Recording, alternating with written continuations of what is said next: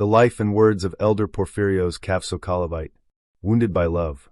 This is the most complete biography of the elder. I come from the village of St. John. St. John is a village in Euboea. That is where I come from. My parents were poor, so my father left the village and went to America. There he worked as a simple worker on the construction of the Panama Canal. We peasant children worked from a young age. We watered the garden, the vegetable garden, looked after the cattle, ran everywhere where the adults sent us. I was a herder in the mountains from a young age. I was naive and shy. I only went to school in the first grade and learned almost nothing because the teacher was sick. There, where I was guarding the sheep, I read the life of St. John Calvite syllable by syllable. Then I was overcome by a burning desire to leave the world and become a monk. Although I had never seen a monk or a monastery, I knew nothing. When I was 7 years old, my mother sent me to Chalkida to work in a shop. At that time, shops sold everything: hardware, keys, screws, locks, ropes, as well as sugar, rice, coffee, pepper, and everything that you can find in a grocer's shop today. The shop was large. 2 boys were already working there. When I arrived, everyone started giving me orders, and I did what they told me. Everyone gave me orders, and I ran around everywhere. Meanwhile, the boys got a job watering the landlady's flowers on the balconies. They went in turns every other day. When I arrived, they piled everything on me, both the cleaning and the flowers. However, I did not suspect anything bad. I did everything and went where I was sent. One day, while sweeping the shop, I noticed coffee spilled on the floor, near the pile of trash I had collected. There were about 15 unground beans. I bent down, picked them up in my palm, and went to throw them into the bag of coffee. The owner was in his glass-walled office and saw this. He called to me, "Angel," that's what everyone called me when I was little. "Come here." I went up to him. "What do you have in your hand?" "Coffee," I said. I found the beans on the floor and gathered them up. He started calling, "Thassos, Aristos, Yannis, Iorgos." One was in the warehouse, the other somewhere else. But since the owner was shouting, they all came. Then the owner opened my hand. "Do you see?" He asked them. "What is this?" "Coffee beans," they answered. "Where did you find them, Angel?" "They were scattered on the floor," I said. I gathered them up and went to throw them in the bag of coffee. The owner gave them a real lecture. What was going on there? There was extravagance and squandering. They threw everything here and there. "From today on, you will set a queue for watering the flowers and everything else," said the owner. 1 week, Aristos, another, Thassos, the third Angel. The owners loved me and treated me well, Elder Porphyry recalled. They invited me up to their home so that I could sing the troparia that I knew. In their kindness, they often took me there. They appreciated my deed. After 2 years, I went to Shire to work in a shop belonging to one of my relatives. The shop was on a hill, on Tsamida Street. It was a grocery store and a tavern. Every day many people came there to shop, and often customers stayed to eat and drink in the tavern. I slept upstairs in the attic. I have sunk into the depths of my soul the desire to become a hermit. One day, 2 old men came into the shop. They asked me for 2 sardines and half an eye of wine. I brought them one at once.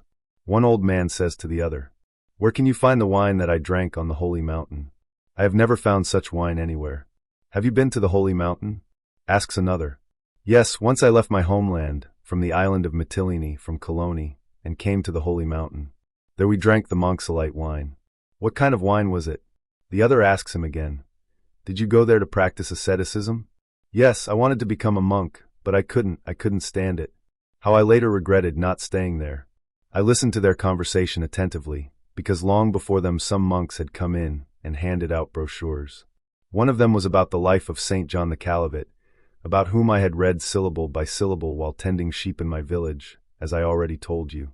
I read his life again in the attic by the light of a pocket torch. I read it with difficulty, because I was almost illiterate. The life of the saint inspired me so much that I wanted to imitate him. But I knew nothing about the holy mountain. Meanwhile, the old man continued. I wanted to struggle and left. How good it was there! I saw ascetics, hermits, holy people who tried to acquire love for God, struggled in the desert in fasting, suffering, and prayer. But I left all this and returned to the world, where I got involved in 1,000 torments. I always remember that and regret that I did not stay there, but fell here in the world into such torments associated with caring for family, children, into such vanity, suffering, that the difficulties of life brought me to my knees. And I constantly remember that time. The old men soon left, but my thoughts remained there, on the holy mountain, which one of them had told me about. From that moment on, I was overcome by a burning desire to go there. I could not leave the thought that I could fulfill my dream, to imitate St. John the Caliph. Elder Porphyry recalled. 2 days later the old man came again. He lived next door. I approached him and asked him secretly from the others. "Tell me, Sir Anthony, how good it is up there on the holy mountain." "Ah, you heard everything then?" "No. I can't tell you anything now." Cyrus, in Greek, Lord, a respectful address to elders. And he didn't say anything to me. He left. I couldn't think of anything else. Deep down, I had decided to become a hermit. But how? I didn't know how to get to the holy mountain. I had no money, and I had no idea what to say to the owner. When Sir Anthony came to the shop again, I secretly asked him about the holy mountain, and then he told me everything. But how, however, could I go there? What would I say? Hunter for Christ's love. I was sad and thoughtful all day long. The owner noticed this, came up to me and asked, "Why are you like this? What's happening to you?" And then I was forced to lie. Lamented the elder Porphyry.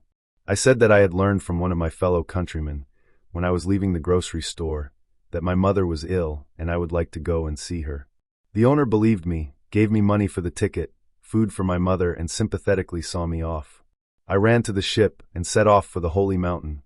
My dream was beginning to come true. The ship passed through Chalkida, through Volos, and then through Thessaloniki. But when the ship moved away not far from the shore, I was overcome by sadness. I wanted to achieve my goal, but I was afraid and pitied my parents, who, not knowing where I was, would become worried. I could not bear it, and when the ship landed at Limna Euboea, I got off and returned to Piraeus on another ship. There I came to my masters and said that my mother had recovered. I continued to work as before, but not quite as before. I was thoughtful, prayed all the time, ate little, made prostrations. From such a life I lost weight, changed. "What is the matter with you, angel?" They asked me. "What is the matter with you? We see how thoughtful you have become, and very thin, child. We love you and want you here, but perhaps you want to go to your parents?" "Yes," I tell them, "I want to go." "Go if you want, see them, and when you arrive, find us some good young man like you for the store." They gave me money again, food, sweets, some bottles of Piperman liqueur, and other things. The owner took me to the ship and bought me a ticket to Chalkida. It was a ship that was going to Chalkida, then Adipso, Volos, Thessaloniki, Mount Athos, Daphne. The ship was called Athens. I stood up. The ship left the pier. It was night when we set sail. We sailed all night. We arrived at Chalkida. When the ship stopped, the sailors shouted, "Who's going to Chalkida? Who's going to Chalkida?" I kept quiet. I said nothing. I hid in the corner and kept quiet. The ship left the Chalkida pier. However, when we arrived at Adipso, the sailors found me because they were checking tickets. "Why didn't you get off at Chalkida?" They asked me. "I was asleep," I answered. "So what now?" They asked me. "You must pay." "I don't have much money," I told them. "Well, okay," they agreed. And they left me like that, without money. Money was like that then, 5 kopeck coins and 20 kopeck pieces. And I could barely get 1 drachma. When we went ashore in Volos, I was overcome with great melancholy. I cried and cried. I thought that I was leaving the world forever, that my parents would lose me and would grieve. I thought about my brothers and sisters. I caught my breath, and I decided to go back. In Volos the ship stood for a few hours and then left the pier, blew its horn, and headed for Thessaloniki. I stayed on the pier because I wanted to go back. At night I went up into the mountains, cried and prayed. The next day I found a ship that was heading in the same direction, to Thessaloniki. I boarded it, but since I had run out of money and therefore no ticket, I hid in the stern so that they wouldn't drive me ashore. And then the sailors asked me for a ticket. I didn't have one, and they started cursing at me. I sat on the bench on the left side and looked at the sea. I recited one Irmos that my father, a church singer, had taught me. This Irmos is sung on Parents' Saturday. In this Irmos it is said, "Seeing the sea of life raised by the storm of adversity, I have come to your quiet haven, crying out to you, raise my life from corruption, O most merciful one." I said, "My God, life is a stormy sea, and I, a traveler on this stormy sea, ask you that your divine providence would guide me to a haven where my soul would be silent, to a haven where you are, the world." I recited these words, or rather sang very quietly and cried, because I had a deep feeling that I had left the world, that is, my parents. And what did I care about the world? It didn't excite me at all. Only my parents. I was little and remembered only my parents and grieved that I had left them. It was midday. People were having lunch on deck. That's how it was then. They sat in families. Opposite me was a woman with her husband and 3 children. I sat and looked at the sea. At some point a woman came up to me, because the sailors had come and asked for my ticket, which I didn't have. Seeing that I was a poor child, she turned me by the shoulder and gave me a piece of bread with 3 strings of small fish, anchovies. They used to tie them in 3s with a kind of grass, broom sorghum, and fry them in a frying pan. The fish were tied by passing the grass through the eyes, rolled in flour and fried. I don't know if you do that. I thanked her. Thank you very much. Several other women who were sitting nearby praised her. Bravo, very good. How did you guess? It never occurred to us. But she turned to them and said, You shouldn't pay attention to such children, to street children, and give them anything. But what can you do? We are people. I, poor thing, hearing the word street child, rejoiced in my soul, because I thought that I really was a street child. I became a wanderer for the love of Christ and asked, My Christ, save me, guide me. We arrived in Thessaloniki. We got off the ship. I didn't know where to go. I went to the church of St. Demetrius and kissed it. I knelt down and cried, asking the saint to help me get there and become a hermit. That was my dream. Then I climbed high up the hill and came to a small church, a chapel. It was closed, but there was a bench outside. I spent the whole night there. I cried a lot. I wanted to go home again to my parents. It was a temptation for me. I went back 3 times. When I cried, I also said the words of the prayer canon to the Mother of God that my father taught me. Do not disdain my prayer, do it profitably. I repeated and cried. And so I fell asleep. I forgot to say that the gifts that the owners gave me when I was supposedly going home, I gave to some soldiers on the ship. I gave away chocolates, bottles of rose water, and Piperman, and thus unloaded. They were puzzled why I was giving all this away. After all, I was little, but they took it. So, as I already told you, I fell asleep near the chapel. I woke up in the morning, went down to the sea, boarded a ship. I couldn't resist the temptation, and returned to Piraeus again. What can I say? It's a long story. Elder Porphyrios smiled. I decided to run away, burning bridges. After all the wanderings, departures and returns, a little time passed, and I made the final decision to leave and not return. I decided not to leave the ship again. Again I left Piraeus for the holy mountain, and did not return. This was my 3rd departure, the last after so many disasters. We arrived in Thessaloniki on Saturday evening. At that time, the city was run by Jews, so no one worked on Saturday. There was dead silence, everything was closed. No ships, no flights. Everyone went down to the shore to buy something to eat. I stayed on the ship, afraid of temptation. I was afraid that something might happen to me that would prevent me from achieving my goal. I gave one man 15 lepta, he brought me bread and mackerel, and I ate. Everyone waited in the port all day, because, as I said, no one was working. After dinner, monks began to board the ship. I looked at them with admiration. It was the first time I had seen monks in cassocks. I stood at the gangway, and from there I saw everyone who passed. Then a tall old man began to board, venerable, with a long beard, laden with knapsacks. He came up to me, sat down on a bench, and told me to sit next to him. Where are you going, my child? He asked. To the holy mountain, I answered. And why are you going there?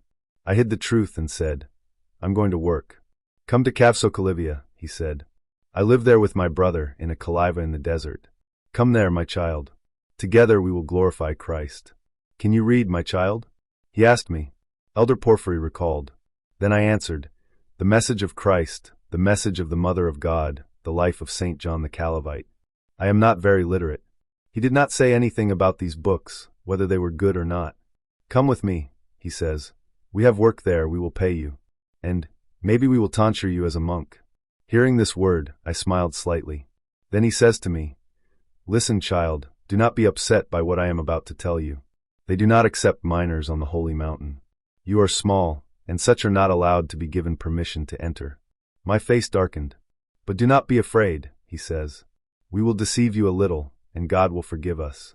Before God this will not be a lie, but the truth, because you love Christ and want to go to the holy mountain to serve him. So if someone asks you, Who is this elder to you?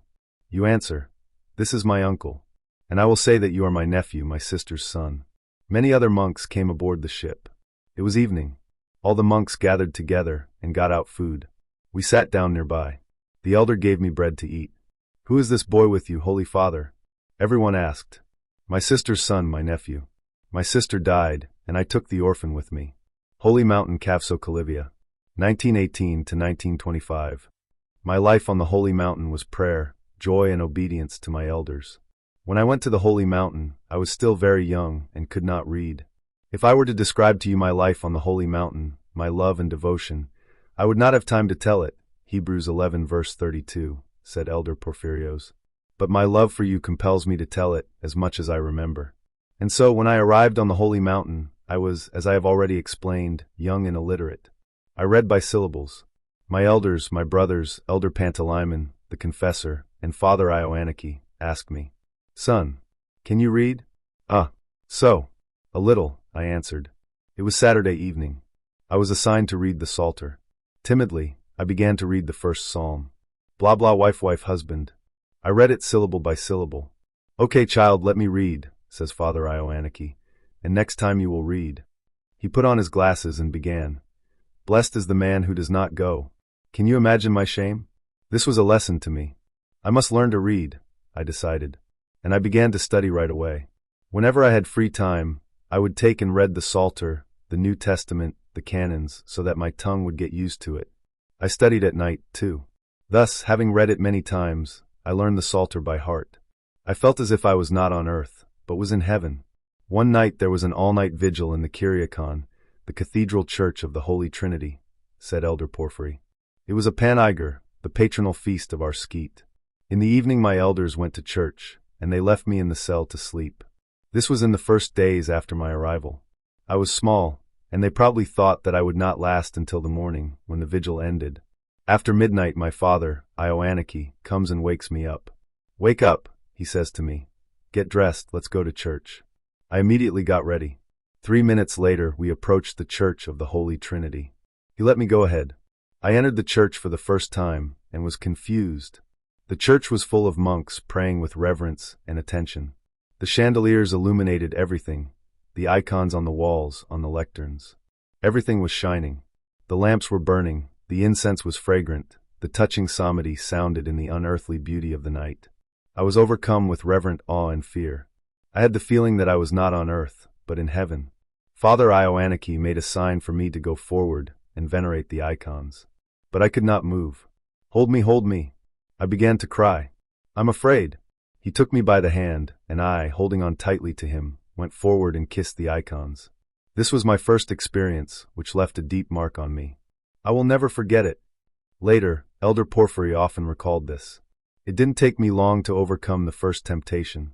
I was very happy and inspired by my life on the Holy Mountain, said Elder Porphyry. But for some time, at first, I was tempted.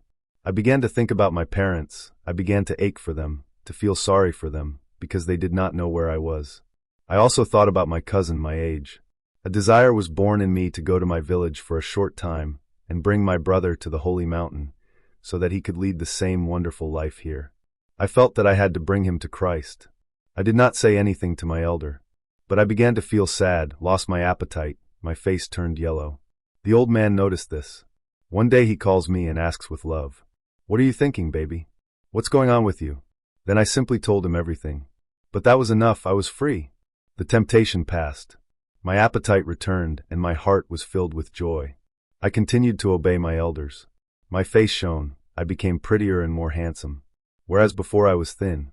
Now my face became angelic. How did I see this? Once I went to the elder, and the sun was shining in his window, and it turned into a mirror.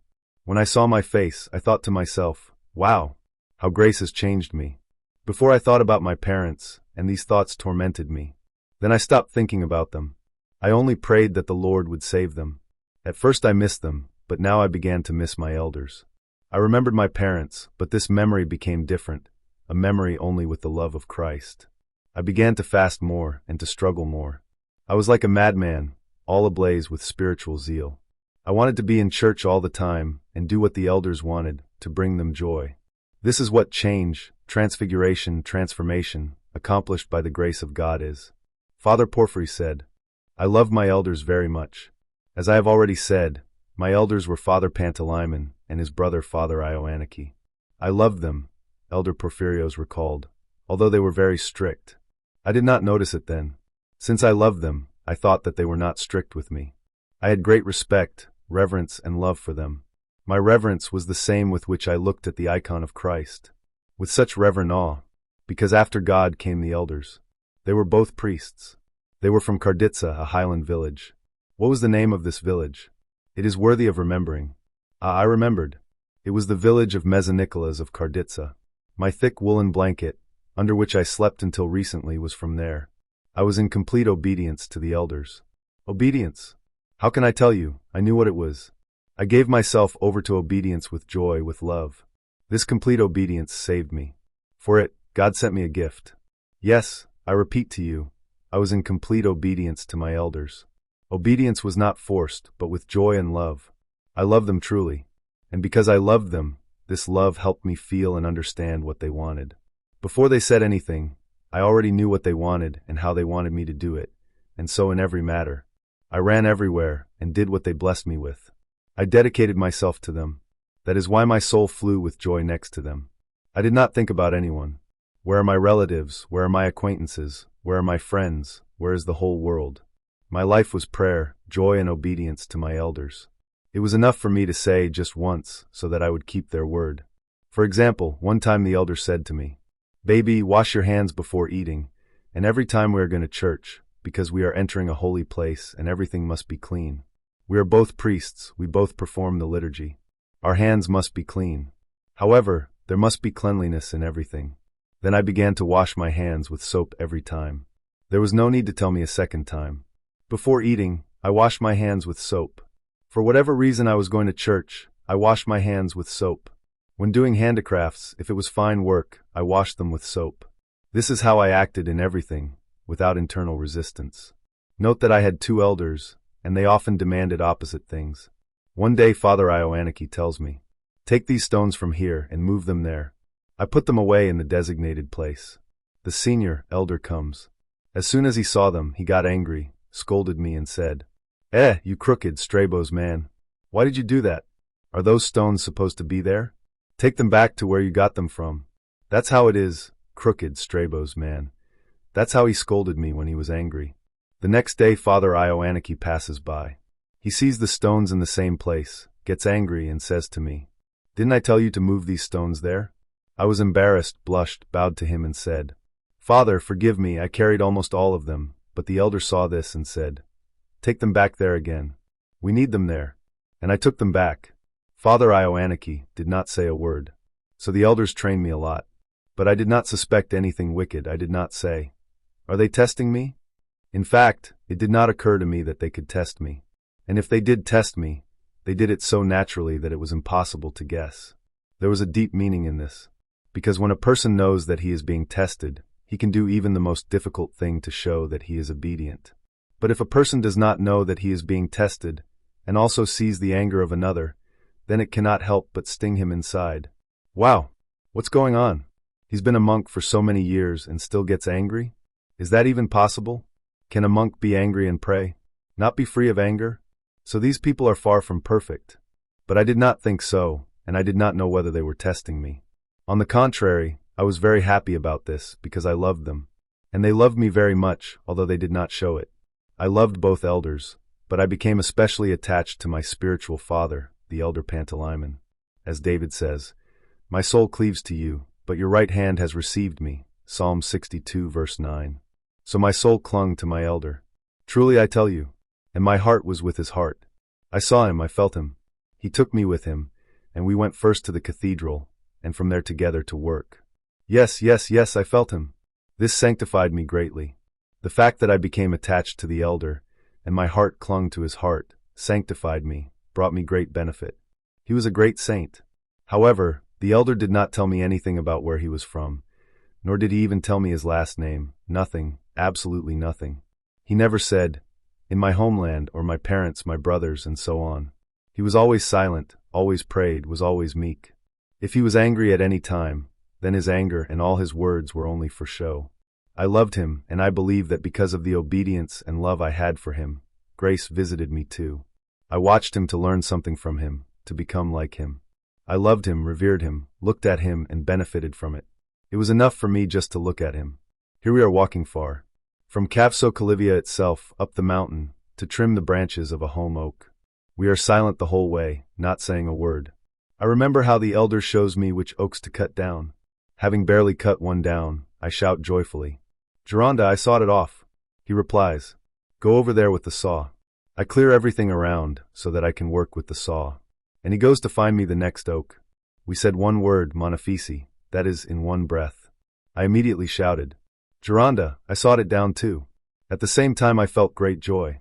It was extraordinary. It was my love. It was God's grace that came from the elder to me, the humble one. Now I understand when they say, one day monks came and surrounded one ascetic, asking him about various things. One of them sat and said nothing. He looked at the elder's face. Everyone asked, but he never did. The hermit asked him a question. "Why don't you, my baby, ask about anything? Don't you have any doubts?"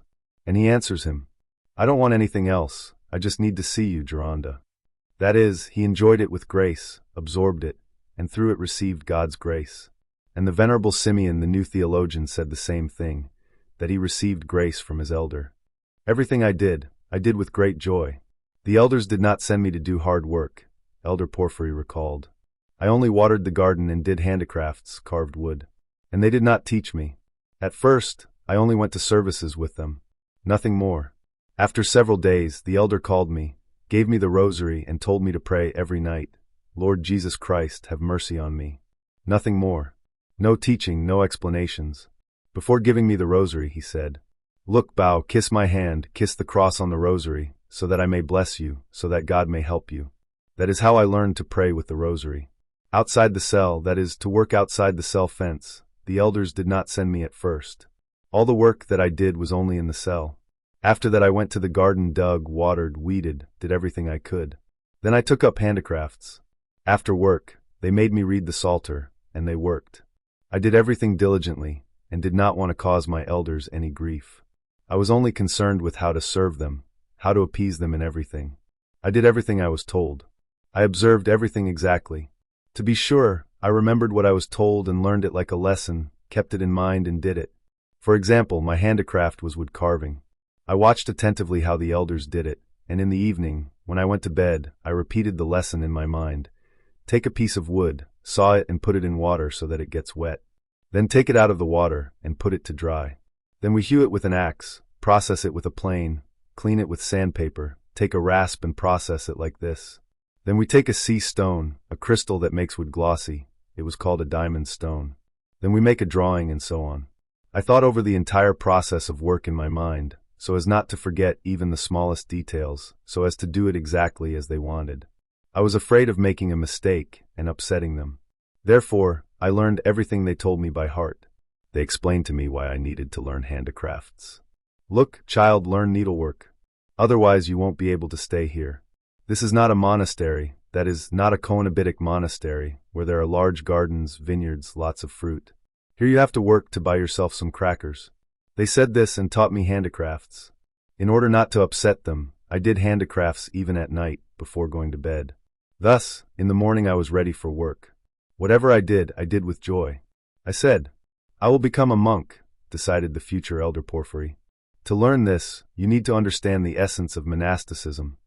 I was inquisitive and wanted to study deeply and comprehensively everything, every matter.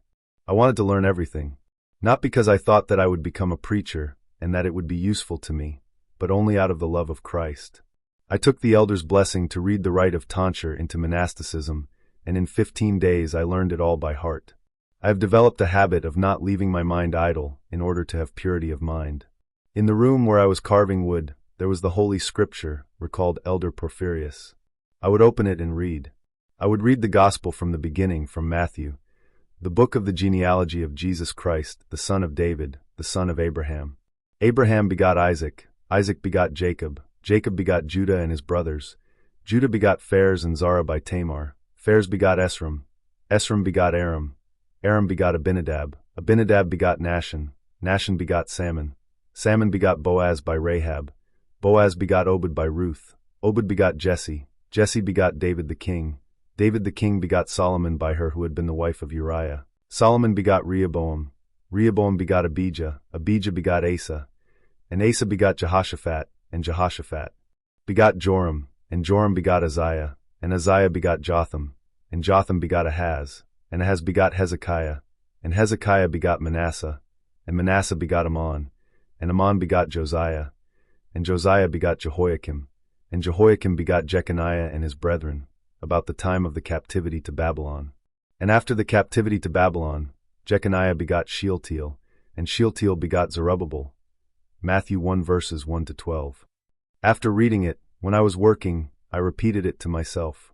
I repeated the words of the gospel many times, and I remember them even now. I was very interested in keeping the holy words in my mind. I was not tired of the repeated repetition, because I loved the divine words, felt them, delved into them. I repeated them all day long, but I could not get enough. I did not get tired of pronouncing them every day. I had a great thirst for prayer.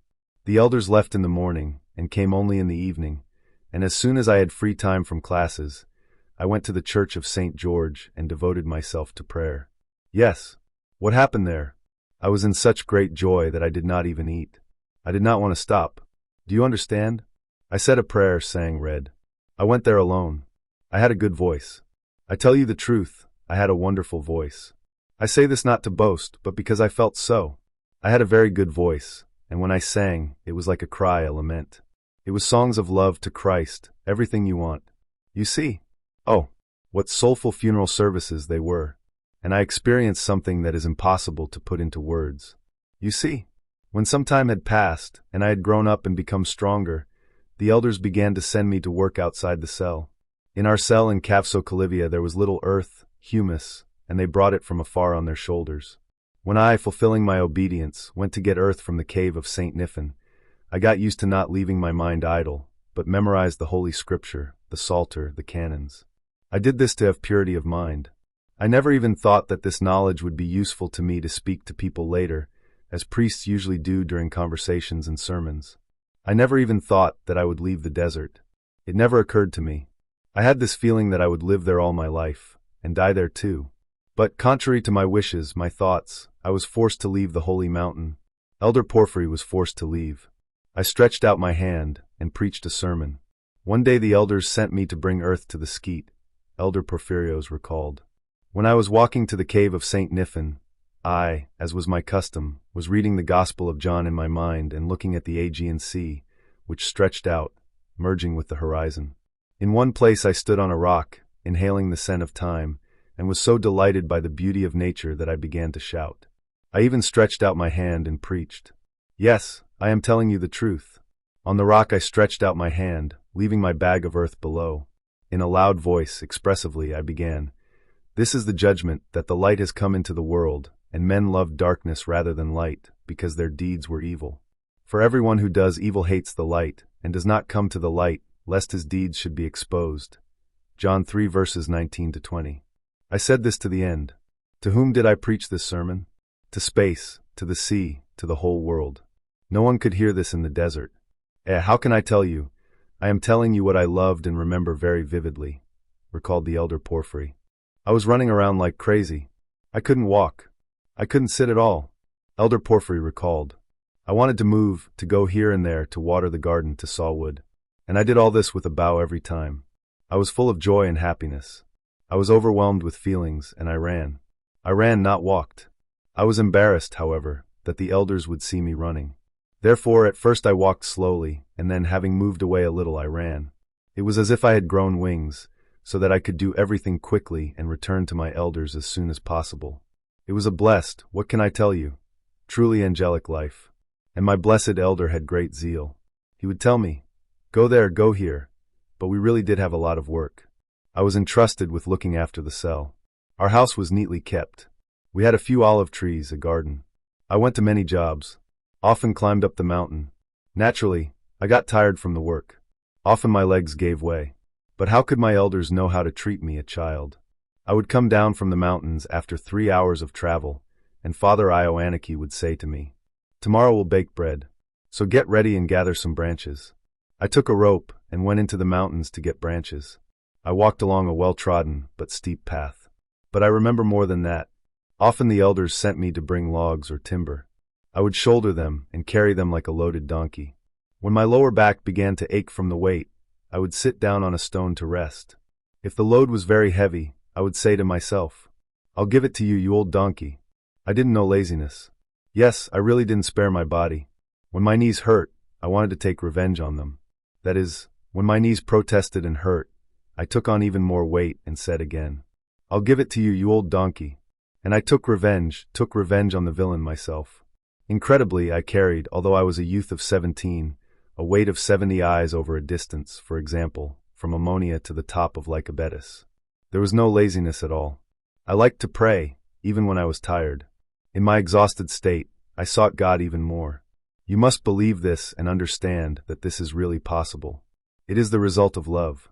It is not that you walk quickly, do one thing, start another, come back and make sure that you have time to finish everything. Water, weed, bring earth and firewood, go to the mountains, bring wood for handicrafts. Thanks to love, you become tireless. And do you know where the sins go then? They all sleep.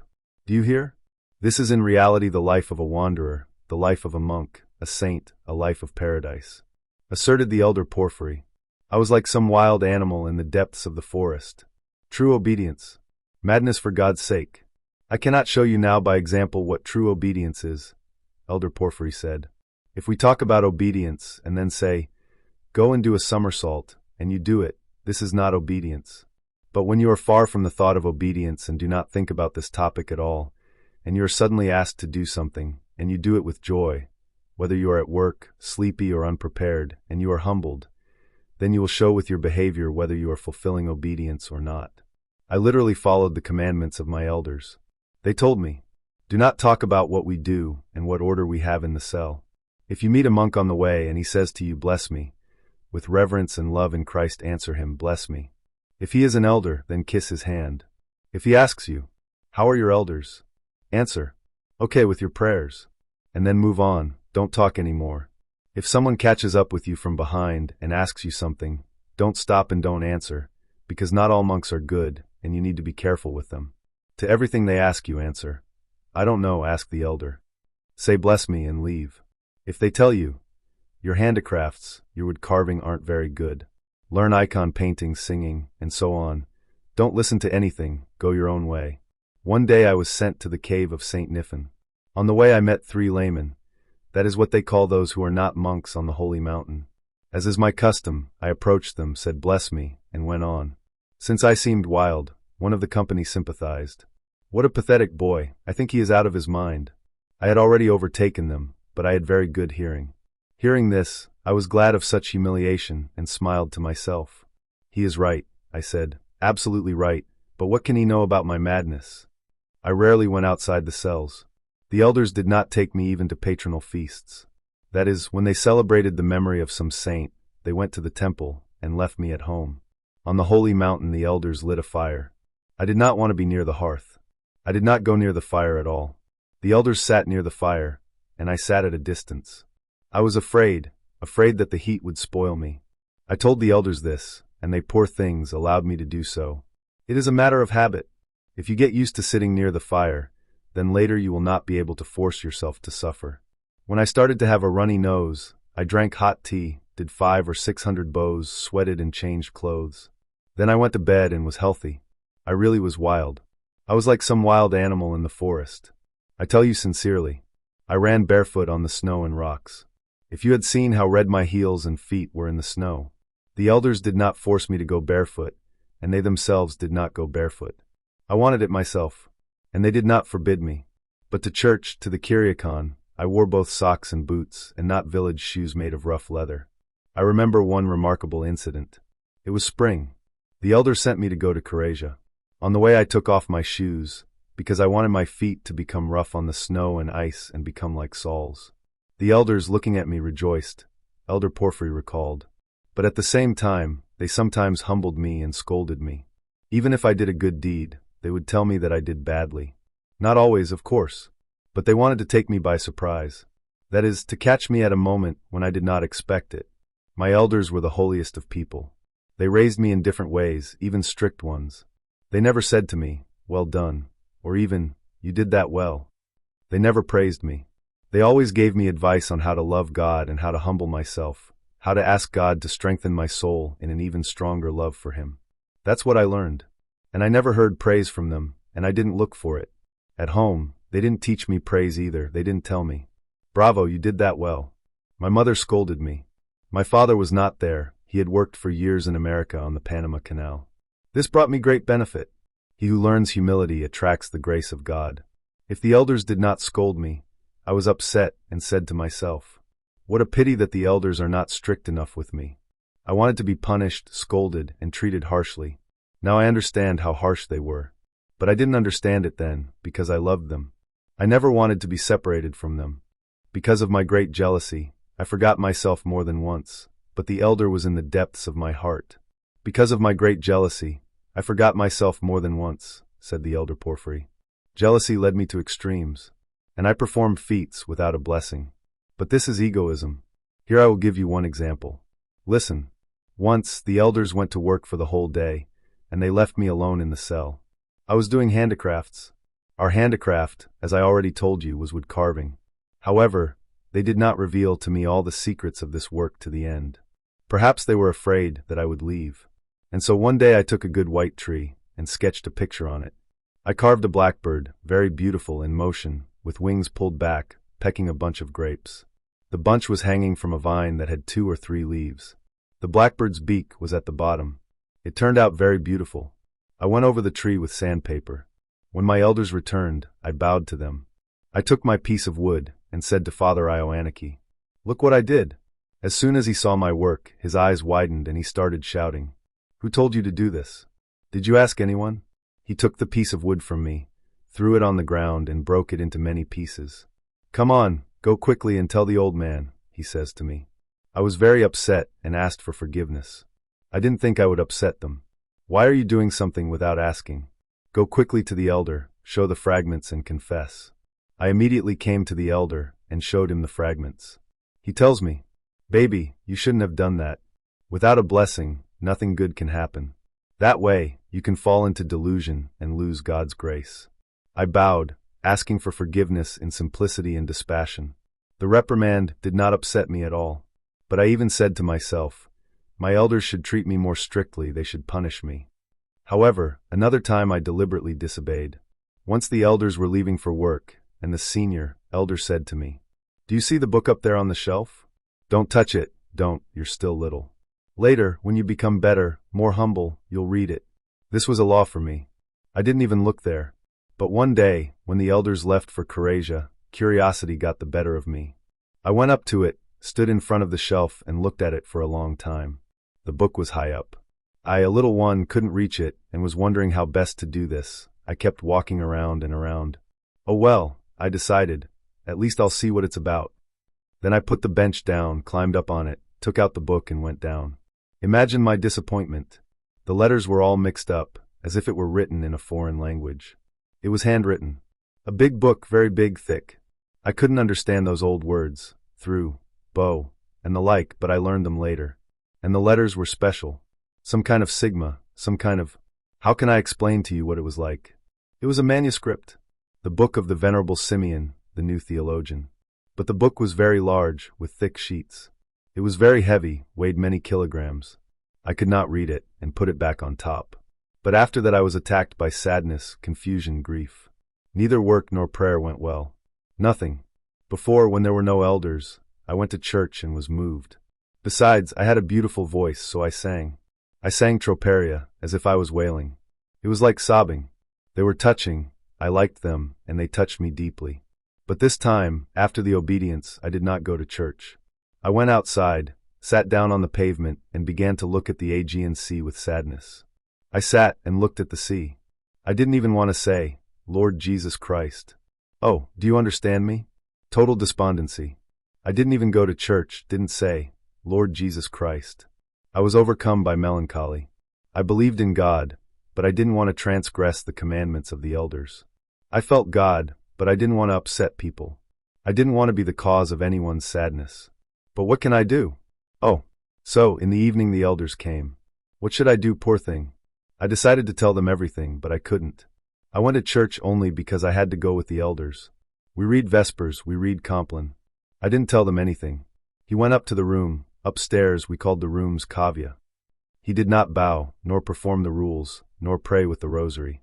I lay down on my bed and imagined how I would lie in the coffin when I died, and I was overcome by even greater sadness. In the morning the bell rang.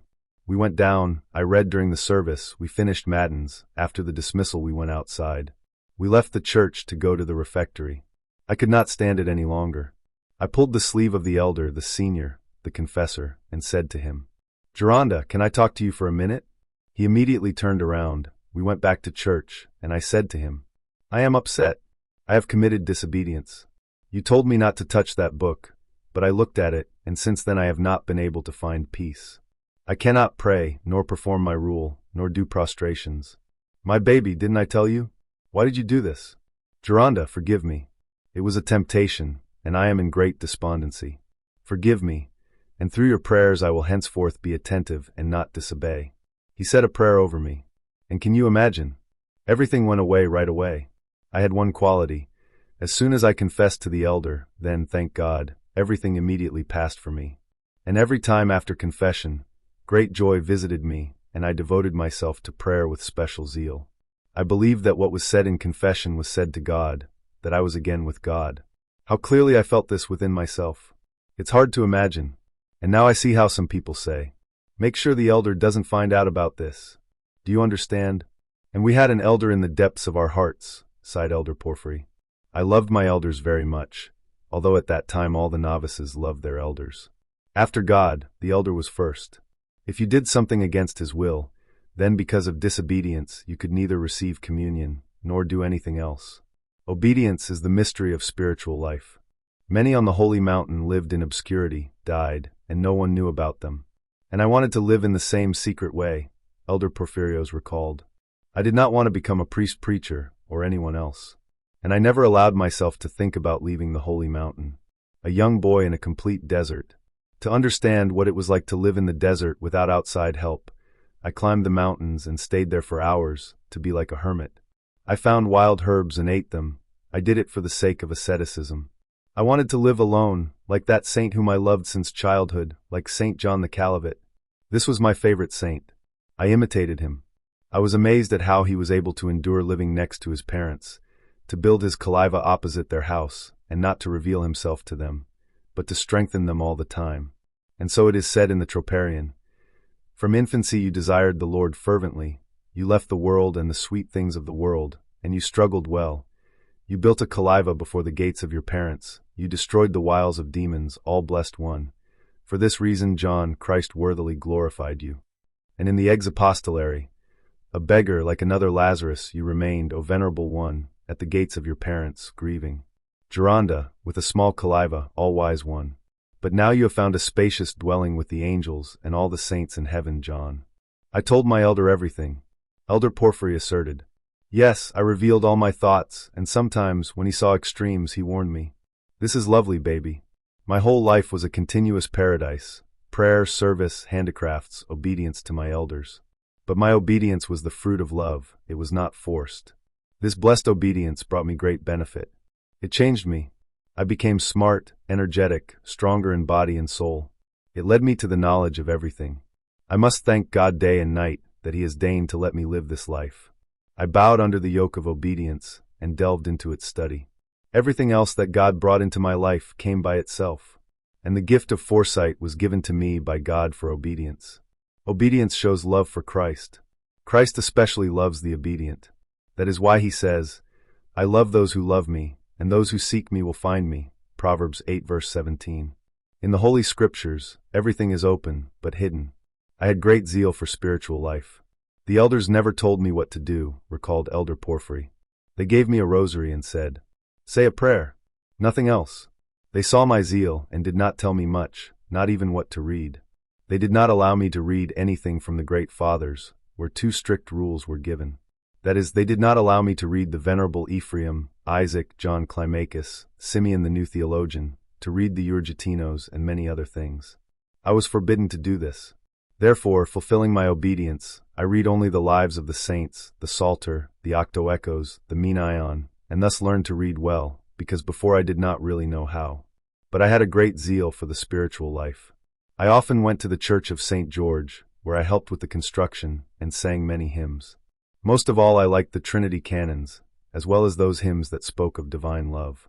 It was a sob, a song of love, call it what you will. I cried, shedding tears. But these were not tears of sadness, but tears of joy, divine joy. I was moved, I sang beautifully. This was my life. I lived by the grace of the Lord, and not by my own strength. Everything was from divine grace. The cause of everything was not my abilities, not my learning, which was non-existent, neither the first, nor the second, nor the third.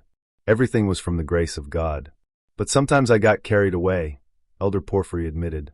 Without asking the elders, I began to act on my own. Now listen.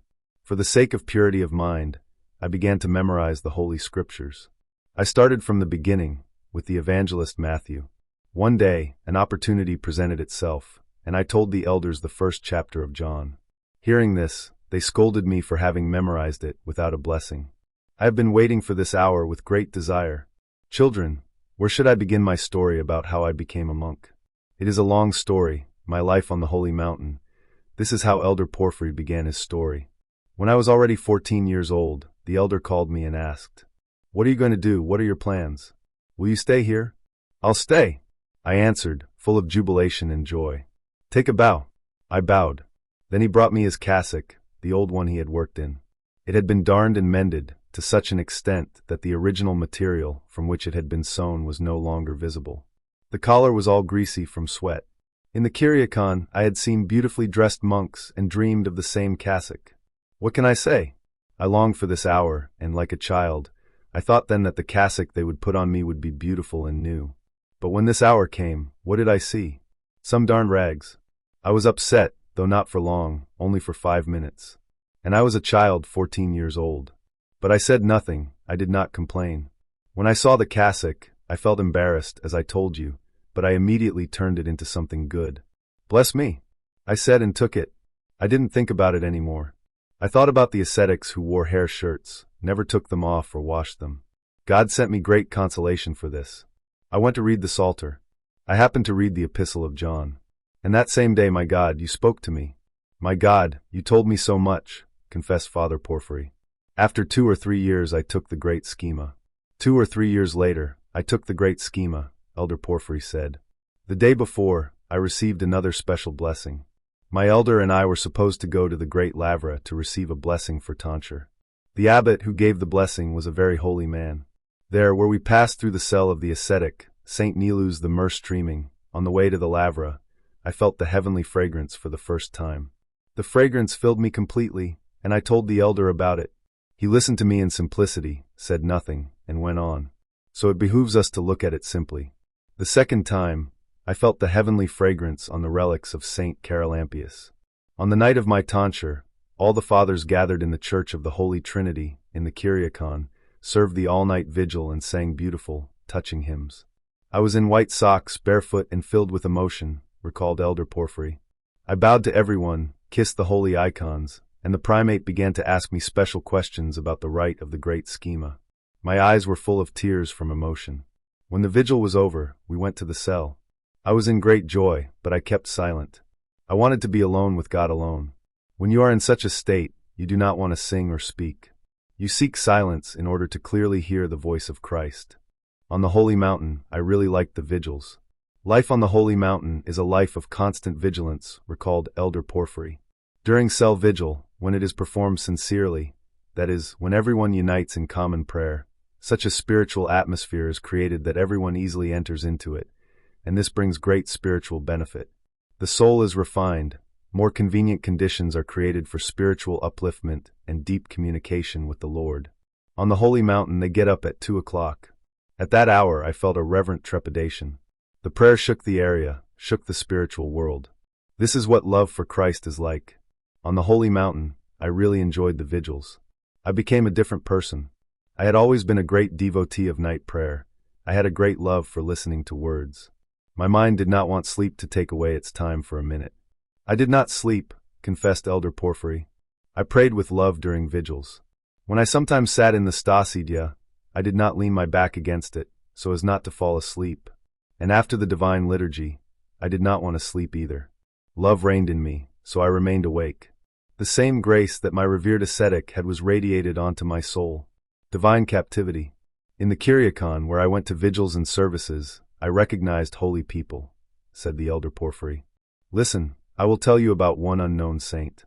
Above our Kalyva, very high up, lived a Russian elder Demas. He lived alone in some primitive Kalyva. He was very pious. Elder Demas was practically unknown to anyone throughout his entire life. No one spoke of his name or his gifts.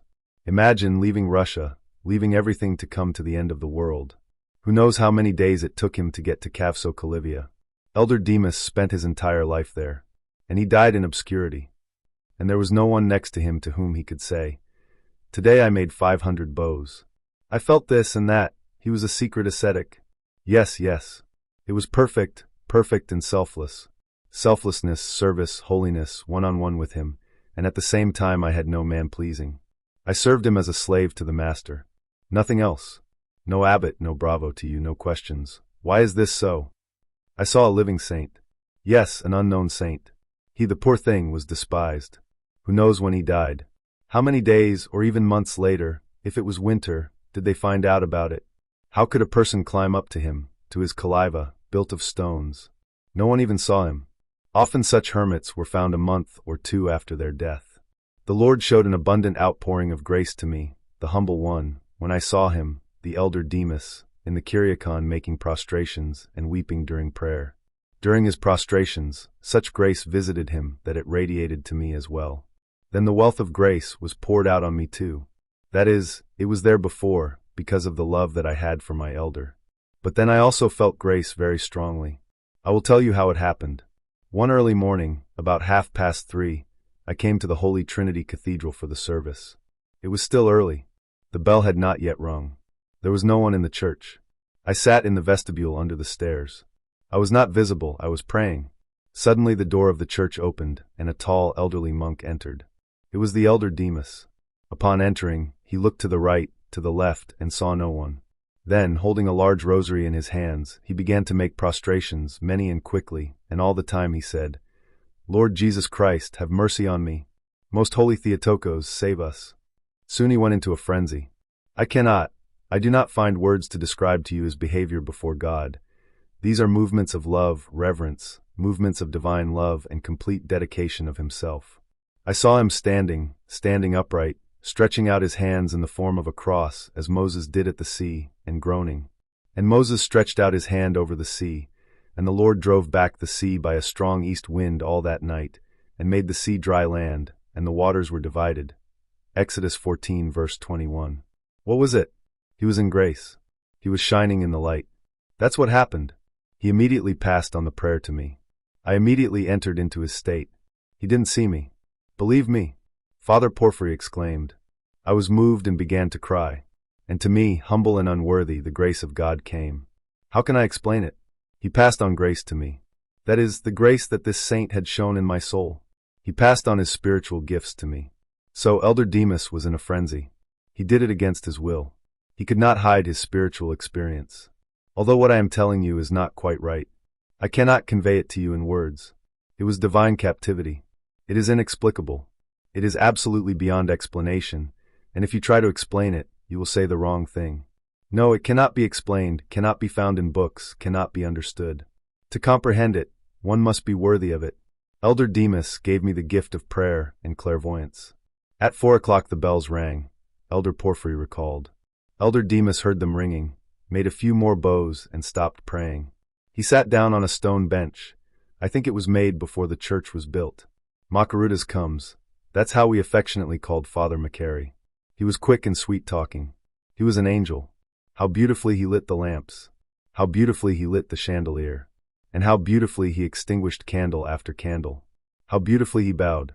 He asked forgiveness from the right and from the left, so that he could take the books and canonize. Oh, how I loved him! And he was worthy of love, because he had the grace of God. So Macarius Makarutas entered the main church. Elder Demas opened the door behind him and also entered. He stood in the Stasidya to tidy himself up before the service, believing that no one had seen him. And I hid in the shadow of the stairs and quietly, timidly entered the main church. I went and kissed the icon of the Holy Trinity. Then I turned and stood at a distance.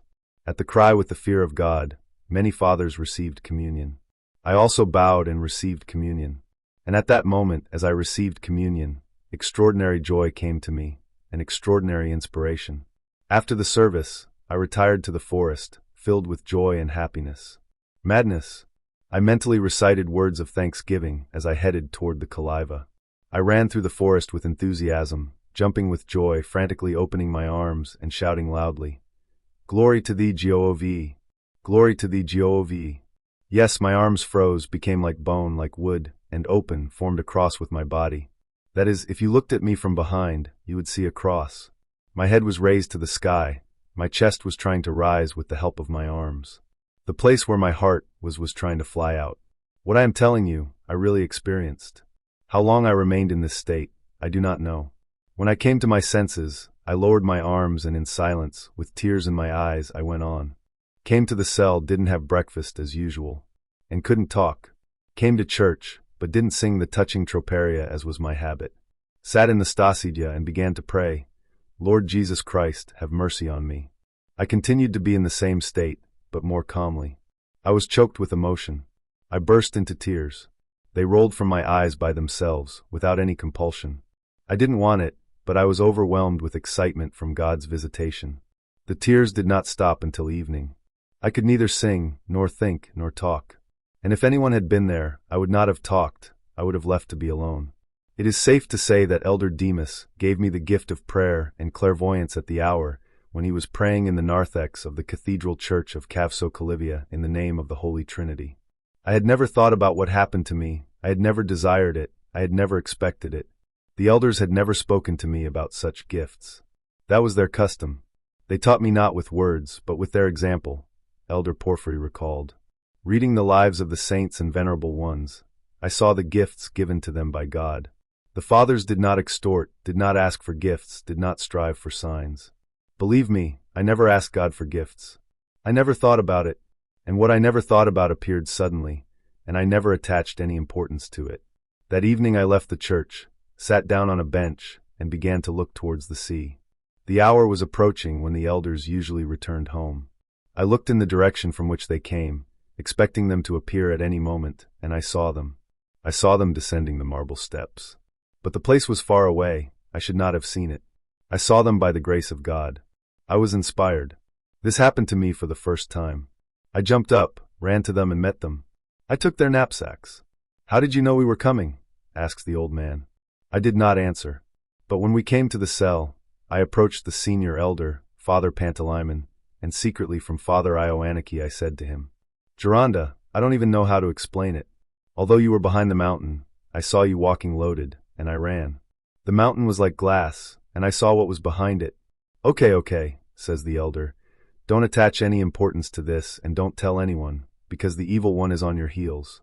Then I lived among the stars, in infinite space, in the spiritual sky. I saw everything through the prism of God's grace. I never wanted the gift of clairvoyance, Elder Porphyry recalled. And when I received it, I did not try to develop it. I did not attach any importance to it. I have never asked and do not ask God to reveal anything to me, because I believe that this is contrary to His will. But after the event with Elder Demas, I changed completely. My life became one continuous joy and exultation. Then I lived among the stars, in endless space, in the spiritual sky. But before, I was not like that. After I felt the grace of God, all the gifts multiplied. I became smart, learned the canons of the Holy Trinity, the canon of Jesus, and other canons. If they were sung and read in church, I learned them by heart. I read the Psalter by heart. I paid attention to certain psalms, the words of which were similar, so as not to confuse them. I really changed. I saw a lot, but I did not say anything, because I had no right to speak. I did not have such information. I saw everything. I paid attention to everything. I knew everything. I did not walk on the ground from joy. Then my sense of smell opened, and I began to distinguish all smells. My sight opened, my hearing opened. I began to recognize everything from afar, to recognize animals and birds. By their singing I knew what kind of bird it was, a thrush, a sparrow, a chaffinch or a nightingale, a starling or a crossbill. I distinguished all birds by their singing. At the end of the night, at dawn, I rejoiced at the trills of nightingales, thrushes, all birds. I became different, renewed, confessed the Elder Porphyry. Everything I saw, I translated into prayer. I turned everything to myself. Why does a bird sing and praise the Creator? That's what I wanted to do. The same with flowers. I distinguished flowers by their aroma, and I could smell their fragrance at a distance of half an hour's walk. I distinguished grass, trees, water, rocks. Yes, I even talked to the rocks. How I looked at them. I asked them, and they told me all the secrets of Kafsokalyvia. This touched me deeply, and I was moved. I saw everything through the prism of God's grace. I saw but did not speak. I often went to the forest. I really liked walking between the stones, through the tall grass, between small and large trees. I fell in love with the nightingale, and it inspired me. One morning I went alone into the virgin forest, Elder Porphyry recalled. Everything was covered in morning dew, sparkling in the sun. I found myself in a gorge, crossed to the other side and sat on a rock. Nearby a stream quietly carried its cold waters, and I was saying a prayer. There was complete silence, not a rustle was heard. Soon in the silence I heard a sweet, delightful voice, glorifying, singing the Creator. I looked around but saw nothing. Finally, opposite me on one of the branches I discerned a microscopic, as it seemed to me, bird. It was a nightingale, and so I listened to the nightingale chirping, how he was simply bursting with love. His throat was swelling from singing and, as we say, he was truly exhausted, Malleus. This little bird was spreading its wings from behind, nakani kata piso toftera to gain strength, and was making the sweetest melody. It was a beautiful sound, and the bird's throat was swelling so. Pa-pa-pa. Ah, if only I had a glass of water, so that he could fly up and quench his thirst. I cannot convey to you what I felt then, but I have revealed to you a secret. I thought then, why does such a small nightingale make such trills? Why does it sing so? Why does it sing such a beautiful song? Why? Why does it strain itself so much? Why for what? Maybe it expects someone's praise? Of course not, no one will praise it there. I sat and philosophized. This came to me after Elder Demas. I never philosophized before. What this nightingale hasn't told me, and what I've said to him in the silence. My little nightingale, who told you that I would be passing by here. There is no one nearby. This place is so inaccessible. How wonderfully and without interruption you fulfill your duty, your prayer to God. How much you have told me, my nightingale, how much you have taught me. My God, I am touched. My little nightingale, with your singing you show me how to praise God. You tell me about many things, very many things. Now my health does not allow me to describe it the way I feel it. I could write a whole story. I fell in love with this nightingale very much. I fell in love with him, and he inspired me. I thought, why him and not me? Why is he hiding, and I am not? And the thought came to me that I needed to withdraw, disappear, as if to cease to exist. I said, why? Do people hear him? Did he know that I would be here and here? Who heard how he strained himself? Why did he fly to such remote places? And those nightingales in the thickets of bushes in the ravine, who sing day and night, morning and evening, who hears how they strain themselves? Why do they do this? Why did they fly to such remote places? Why did they strain their vocal cords? The goal is service, singing to their Creator, serving God. That's how I explained it. I saw all the birds as angels of God, praising God, the Creator of all things, and no one heard them. Yes, they hid so that no one could hear them, believe me. They did not care whether they were heard, but they strove for solitude, for silence, for the desert. Who would hear them in the silence? Only the Creator of all things, the Maker of everything, the one who gave them life and breath and voice. You will ask, do they have a mind? What can I say to that? Elder Porphyry was surprised. I don't know if they did it consciously or not. I don't know, because they are little birds. Today they are alive, and tomorrow they are gone, as the Holy Scripture says. We should not think differently than the Holy Scripture says.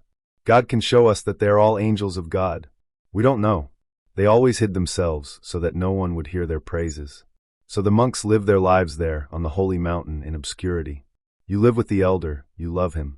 Bows, feats, everything happens, but you don't remember them and no one says about you. Who is this? You live by Christ, you are Christ's. You live within everything, you live by God, in whom everything lives and moves, in whom and through whom. These are my own Greek expressions. You enter the uncreated church, and live in it as an unknown. I accepted the thought that advised me to retire to the desert and live with God, one-on-one. I was all there. My mind had already fled into the desert, Elder Porphyry recalled. All that was left was to ask the elder for a blessing, take a knapsack with crackers, and hide, in order to continually sing and glorify God. But I thought, where should I go? I haven't even really learned handicrafts yet. They hadn't taught me yet. Maybe they were afraid that I would leave. Such fears were not uncommon on the holy mountain. Namely, the elders did not teach the novice handicrafts to the end, so that he would not leave. At that time, handicrafts were like air for a monk, because with their help he could earn enough for crackers. And so the thought of going into the desert to live alone with God, selflessly, without pride, without egoism, without vanity, without this, without that, without everything. Do you believe me? From this selflessness was born in me. The rare ascetics who hid in the desert achieved extreme perfection. They did not strive for human glory, for anything, for anything, for anything. They shed tears to God and prayed for the church. All of them labored first of all for the sake of the world and the church, and only then for themselves. Be that as it may, this nightingale, its purpose in life, was lodged in my head. Why does it strain itself in the desert? It is a service, a hymn, a glorification of God, the Creator. And why should I not go into the desert to serve God in silence, hidden from the world and society? Could there be anything more perfect than that? All these thoughts arose in me thanks to the nightingale. Oh, what plans I made! How I would go into the desert, be joyful and die. Oh, how I would eat grass, do this, that. I would come to some monastery as a ragged and unknown person, so that they would give me some crackers. I would eat them and not say where I came from, or who I was. I made a whole plan. It was my secret. I returned to my cell filled with these feelings and dreams. Elder Porphyry recalled. I told this to the elder. He smiled. It's lovely, he says to me. Get it out of your head. Don't even think about it, because these things will hinder your prayer. I have told you many times that I had a great blessing. Everything that I confessed to the elder ceased at that very moment, and within myself I felt great joy. This was probably due to the prayers of the elder. So I lived as a novice in the earthly paradise of the holy mountain. I never wanted to leave there. But God's plans were different. Salvation of God. Once it was a rainy day, Elder Porphyry recalled. When the rain stopped, we saw from the workshop where they were working that many fathers from other cells were going towards the cave of Saint Niphon to get snails. Father Ioanniki saw the fathers passing by and became upset. He wanted me to go for snails too. I said to him, the elder told me not to go. I was about to, but he called me back. But if you want me to go, I will obey and go. Then he says to me, go. There are a lot of snails today. I took the bag and ran away. At first I did not run, so that the elders would not see me. But, having gone some distance, I started running. I went high up, onto some steep cliffs, where even wild boars do not wander when in damp weather they gather in a flock and go to eat snails. I collected them for 3 hours. I took a full bag. I was sweating a lot, and on the descent, and it was evening and the air had cooled. I was caught by a cold wind descending from Athos to the sea. The bag on my shoulder was completely wet, and my back was frozen from the saliva that the snails secreted. Descending through impassable places, I had to cross a scree, a slope strewn with broken stones, rubble. When I reached the middle, the entire scree, like a river, began to move from the top of the mountain, dragging stones, boulders, and everything else along with it. Its width was 15 to 20 meters. My legs sank into the rocks up to my knees. I couldn't walk. I was carrying a load, and in this mortal danger I began to shout, "My Mother of God!" A second later, an invisible force threw me 20 meters to the opposite side of the gorge, onto some large rocks that were also about to roll down. At that moment the fathers were passing below, returning from Saint Niphon. They were also carrying snails. They saw the scree, assessed the danger, and began to shout, "Hey, maybe there is someone there." I was already far from danger, safe and sound. Only my shoes remained in the rubble, and my feet were all covered in blood. The fathers began to shout again, but I did not answer. I wanted to answer, but I could not. I was in shock. I heard them, but did not answer. The untouched bag hung on my shoulder. There were more than 80 oka there. Having come to my senses, I began to climb one rock, then another, until I came down. As soon as I came down, I encountered another danger. I noticed a snake, which is called a milk snake. I was very scared. God's salvation, that's what it was. I came to the cell, seized with horror. I fell and told the elders about everything that had happened to me. I was in shock, Elder Porphyry recalled. I told about the landslide, about the shoes that were lost, about my feet that were all covered in blood, about the snake. The elder was very upset and punished Father Ioanniki. He gave him a penance, not to celebrate the liturgy for many months, and he cried about everything that had happened. He kissed me on the forehead, and we parted shedding tears. Because of that very hypothermia, I developed purulent pleurisy, and I suffered terribly, recalled Elder Porphyry. I had no appetite, I did not want to eat. The elders called a tall, holy ascetic, Father Anthony. The church of his cell was consecrated in honor of the venerable fathers who labored on the holy Mount Athos and shone in their feet. He treated me a little. He came, examined me, went to his Kalyva and brought an extraction plaster, stuck it on my back. The plaster pulled the liquid out of my back all night. The next day, at about 10 in the morning, he took scissors, disinfected them with alcohol, and began to cut the plaster, which was soaked with phlegm and became like a pillow along with my skin. He cut it off along with the skin. The pain at that moment was unbearable. My strength was exhausted, and I lost consciousness. When I came to, I felt great inner joy because I could pray. Then I began to sing, "From my many sins the body is weak, the soul is weak too." Hearing me, Father Ioanniki comes up to me, kisses me on the forehead and says, "Son, forgive me." An old man comes and tells him sternly, "Ah, blind man, do you see what you have done?" I had no appetite, I didn't want to eat, I ate very little, and every day I was getting worse. I was close to death.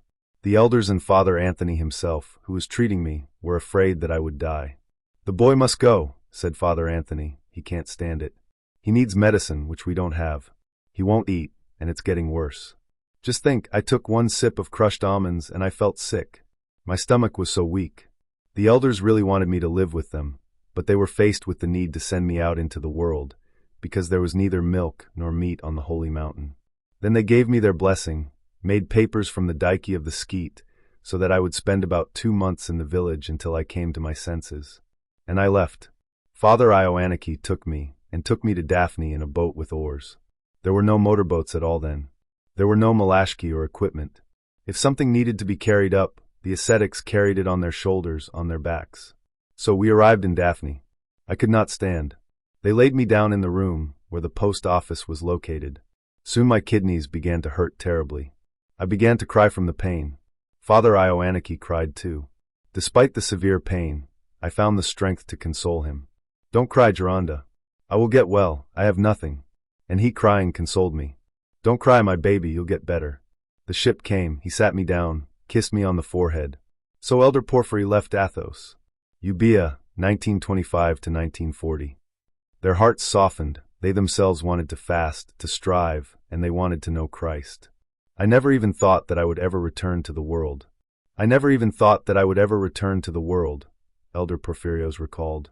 My homeland was in Kafsokalyvia. Of course, I asked God to give me illness. And he gave me illness. But I said, "Okay, my God, you gave it to me. But not in such a way that you send me away from the holy mountain." But he sent me out. I left because of illness. That is, the Lord drove me out. God heard me, but did not do as I wanted. He gave me what I asked for, but also what I did not want. Because of illness, I left the holy mountain. And thus, after so many years, I returned to my home. Time dragged on endlessly on the ship. Everything was strange to me. The children, the women I hadn't seen for years. I went to my village through Chalkida. I passed through Oliveri, reached St. John, my village. First I went to the gardens. I met my son-in-law, Nikolai, Elena's father. I asked him, "Who else is here?" He says, "There's Leonid Byracterus, this was my father, not far from there, and there are others." He named them. With a pounding heart, I went to meet my father. I had not seen him for many years. As I said, he had worked in America for years. When I saw him, I recognized him immediately. And how could he recognize me? A monk, long hair, and a very long beard. I was embarrassed by this, and hid it all in my cassock. Because of the illness, only skin and bones remained. I greeted him. He asks, "Who are you? And where are you from?" "Monk," I answer. "Do you have a family, children?" "How many children do you have?" "There were 4, but one of my sons disappeared many years ago. We lost him. He worked in Piraeus and disappeared." "In Piraeus? What was his name?" "Evangelos." "Evangelos? He was my friend. Tell me, do you know where he is?" "Unfortunately, he died." "What, he died?" My father's heart could not bear it. He began to cry. Then I could not bear it either. I would have melted even if I had been made of iron. I began to cry too. My heart was beating hard. I could no longer bear to see my father's heart breaking, and I opened up to him. "It's me, Father." "Evangelos." What happened here? Joy and tears mixed. We hugged and touched, went home to find my mother. But my mother was stern. When she saw me, she began to scold me very much. She considered it a great insult to herself that her son had become a monk. The whole village came to see me. The whole village knew that I had returned, and people came to look at me, Elder Porphyry recalled. I was a young man. Before my illness, I was very handsome and rosy-cheeked. But my face was beautiful not with worldly beauty, but with divine beauty. And now that I had returned to the world, everyone was talking about me and my hair. It had grown below my waist. There was a great uproar in the village. So, in order not to cut it, I boiled water in a saucepan, put it in there and boiled it for a long time. Then my hair got spoiled and fell out. A bald spot formed. People in the village came, as I said, just to look at me. Rumor had spread that the son of Leonidas Byracterus, who had disappeared and was thought to be dead, had returned from Athos, where he had been living. And people came to look at me out of curiosity. I didn't speak, I was still very shy. I went to the village church. Everyone laughed at me. My mother was embarrassed, she cried and sobbed. She didn't even want to see me, and, poor thing, she kicked me out of the house. At first my aunt took me in. In her house I began to eat well. I ate cheese, eggs, meat, milk, to recover from my illness. But I could not live there because I wanted a different environment. What was I supposed to do at home? And I was also embarrassed that since I left I had not helped my family in any way. How could I want them to look after me? Elder Porphyry was surprised. As soon as I felt better, I immediately went to the holy mountain. A 4 or 5 hour walk from our village was the monastery of St. Haralampos, Elder Porphyrios recalled. One day I asked my father to take me there, but not so that I could stay there. I didn't know what it was like there, and whether they would accept me there. Meanwhile, in Oliveri, we accidentally met Father John Papavasiliou. He called the bishop. There was a telephone line from Oliveri to Kimi at that time, and said that a monk from the holy mountain had arrived. The bishop of the city of Kimi, Pantalaimon Faustines, loved monks very much and said to him, "Father John, take care of him so that he doesn't leave us." My father and I went to the monastery. As we were leaving, I wanted to kiss my mother's hand, but she, poor thing, pulled it away and didn't let me kiss it. So, my father and I went to the monastery of St. Haralampos. At the monastery, the abbot received me with joy and love and talked to me. When I told him about my difficulties, he suggested to me, "Stay here. We have eggs, milk, chickens, we have everything." And I stayed there. The abbot loved me so much that he cooked specially for me. At first I didn't even have an appetite, but gradually I came to my senses. At first my father lived with me to look after me. My father was a salter and was honored to meet Saint Nectarios. He was very religious and reverent. When I felt better, I hurried to the holy mountain again. I arrived there. How my elders rejoiced. But after 10 to 13 days, everything started all over again. I lost my appetite, I became pale, thin, wasted away on vermicelli and similar food. Imagine how seriously ill I was. Then I received another blessing to go to the monastery of St. Haralampos. There again eggs, cheese, butter and so on as before. I came to my senses again, grew stronger. 3 months later I returned to the holy mountain. 3 times I left and came back, but after 10 to 13 days everything repeated itself. For the 3rd time the elders tell me, "We are responsible for your health, and we cannot leave you. We love you. We want you to be here, but God shows that you must leave so as not to die."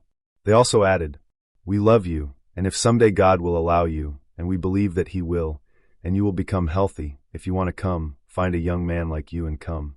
We want you to be with us." And having given their blessing, they sent him away, saying in parting, "We are afraid that the brethren will judge us if you die here at such a young age. We do not want to send you into the world, but we cannot do otherwise. You see that we are also very worried. But we have done everything that depends on us, that only a loving heart can do. You left and returned 3 times, but you could not stay here." They gave me a thick woolen blanket for the road, which I kept. It is my best blanket. It was in my cell, I lay on it. On this blanket, I performed all my spiritual feats. I made prostrations and slept, being awake. So I finally left the holy mountain, Elder Porphyry added mournfully. I arrived at the monastery of St. Haralampos. There everyone was waiting for me, loved me, and rejoiced at my return. I again began to eat milk, butter, and eggs. I remembered one important detail, and now I want to add. One monk from the holy mountain, his name was Father Joachim. He lived in the cell of St. Nile. His novices are still alive. wrote my mother a letter in which he scolded her very much, very much. He wrote to her that even wild animals love their children. He wrote in this letter many, many beautiful things, but also even more reproachful and heavy. Then my mother was greatly distressed. Poor thing, later she changed and turned to the church. When I served, she sat opposite, crossed her hands and prayed. She looked at me all the time, did not leave me for a minute, and proudly said, "My father." In one village in Tsakiai, where I served for a while after my ordination, she was called the priest's wife. They kissed her hand, and she, poor thing, was proud. She died in my presence. "My child, we should have made them all monks," she said to me. At first I misunderstood it. I wish all my children would become monks. Bishop Porphyry ordained me as a priest. I lived as a monk in the monastery of St. Haralampos, namely, I kept the rule, Elder Porphyrios recalled. I really liked reading the lives of the saints, canons, and much more. I learned the New Testament by heart, various prayers. I learned the Psalter by heart several years before. I knew all the Psalms and could connect different passages from the texts of the Holy Scripture by meaning. The Psalter was food for my thoughts. I will repeat once again. In the monastery I lived like a monk. I wore an old cassock. At night I usually went out of the monastery and read the Psalter, which was not read in the monastery. I helped with the monastery work. I ran here and there. I was given the keys to the monastery cheese factory, because there were 2 or 3 old monks in the monastery who needed help. They, poor things, trusted me completely. But even during obediences I did not leave my mind idle, but taught it. That is, I did not teach it, but it was God's constant desire. Well, how can I explain it to you? It's like a girl who has fallen ill, for example, with pleurisy, but she has only her beloved on her mind. Do you understand? Beloved. It was a complete dedication to the beloved Christ. That's where I became a priest. Listen, I'll tell you about it. Bishop Faustin welcomed theologians and supported them. One day, a theology student came to the village of Kimi to see the bishop to prepare for his final exams. Usually, after eating, the bishop would hold a conversation with all the monks in the refectory on various spiritual topics. For example, the bishop would ask, "Children, tell me, what is the greatest virtue?" The monks expressed their opinions. There were about 15 people sitting at the table. The topics were varied, about scripture, about religion, about monasticism. One evening, when the conversation turned to monasticism, the bishop exclaimed, "Oh, give me monks. I don't want anything else. Only that. Only monks, good, faithful, patient. Then much can be done." At that moment this theologian stood up. He was from Kokos, not far from Thebes, and said to him, "Lord, how can I tell you? You exclaim about monks, but in the monastery one monk from the holy mountain is slowly dying, and you don't even know about it." "What are you saying?" The Lord became agitated. "Yes, one young man came, a poor fellow from the holy mountain. He is very good, but thin, skin and bones. And the abbot still puts him to work. Go right now and bring him here to me." He comes to the abbot with a letter, asks for Nikita. That was my name then, it was my monastic name. He immediately took me to the bishop. When I came to him, he put his hand on my head and said, "How are you, baby?" He took me to his place, and we started talking. "Where are you from? How did you get here?" I told him briefly how I loved Christ and the ascetic life, how I left for the holy mountain at a young age. I also told him how I fell ill, and the elders sent me into the world to get well. Do you know what happened then? He called the best doctor in the city. The doctor came to me, examined me, gave me a whole bunch of medicine. The bishop wanted to keep me, but I was embarrassed to stay near him. I liked the forest, the silence, the quiet. I returned back to the monastery of St. Haralampi. The bishop often visited the monastery. He was a most holy man. I recognized him by his gifts. Once he came to the monastery of St. Haralampos. I heard him speak and I liked his words. I had never heard a priest preacher. This bishop created an institution near Kimi, which was called the Holy Brotherhood of St. Pantaleimon. The bishop sometimes came to the monastery with the guys from this brotherhood. And so, the bishop came to the monastery with the Archbishop of Mount Sinai, Porphyrios III. They decided to ordain me as a priest. I didn't want this, you understand? I knew that it was right to want to become a monk, and not to strive for the rank of priest or bishop. I had to run away from this. I knew that for sure. Finally, Bishop Porphyry made me a priest and gave me his name. I inspired him.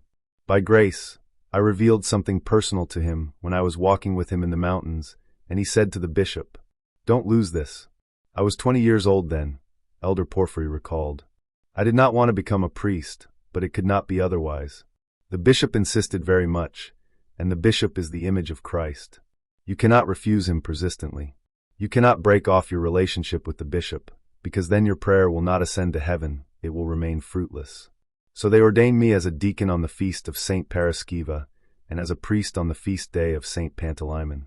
I had to conduct endless confessions. I was made a confessor after only 2 years, Elder Porphyry recalled.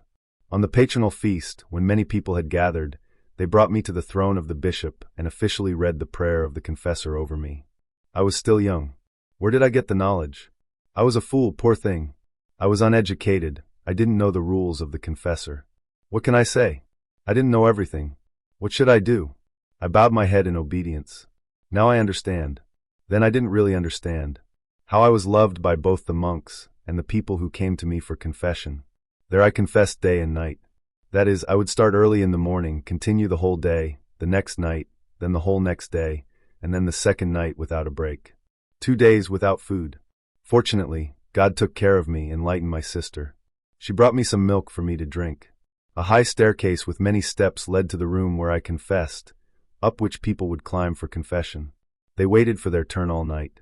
As they left, they would say to each other, "Oh, this priest is a heart-searcher." That's what they called me in Albanian. I spent 15 years there. When people came to me, I usually asked, "How old are you? Who do you live with?" One answered, "With my wife." Another, "With my parents." A third, "I live alone." I continued, "Where did you study? What do you do? How long have you been without confession? How long have you been without communion?" Something like that.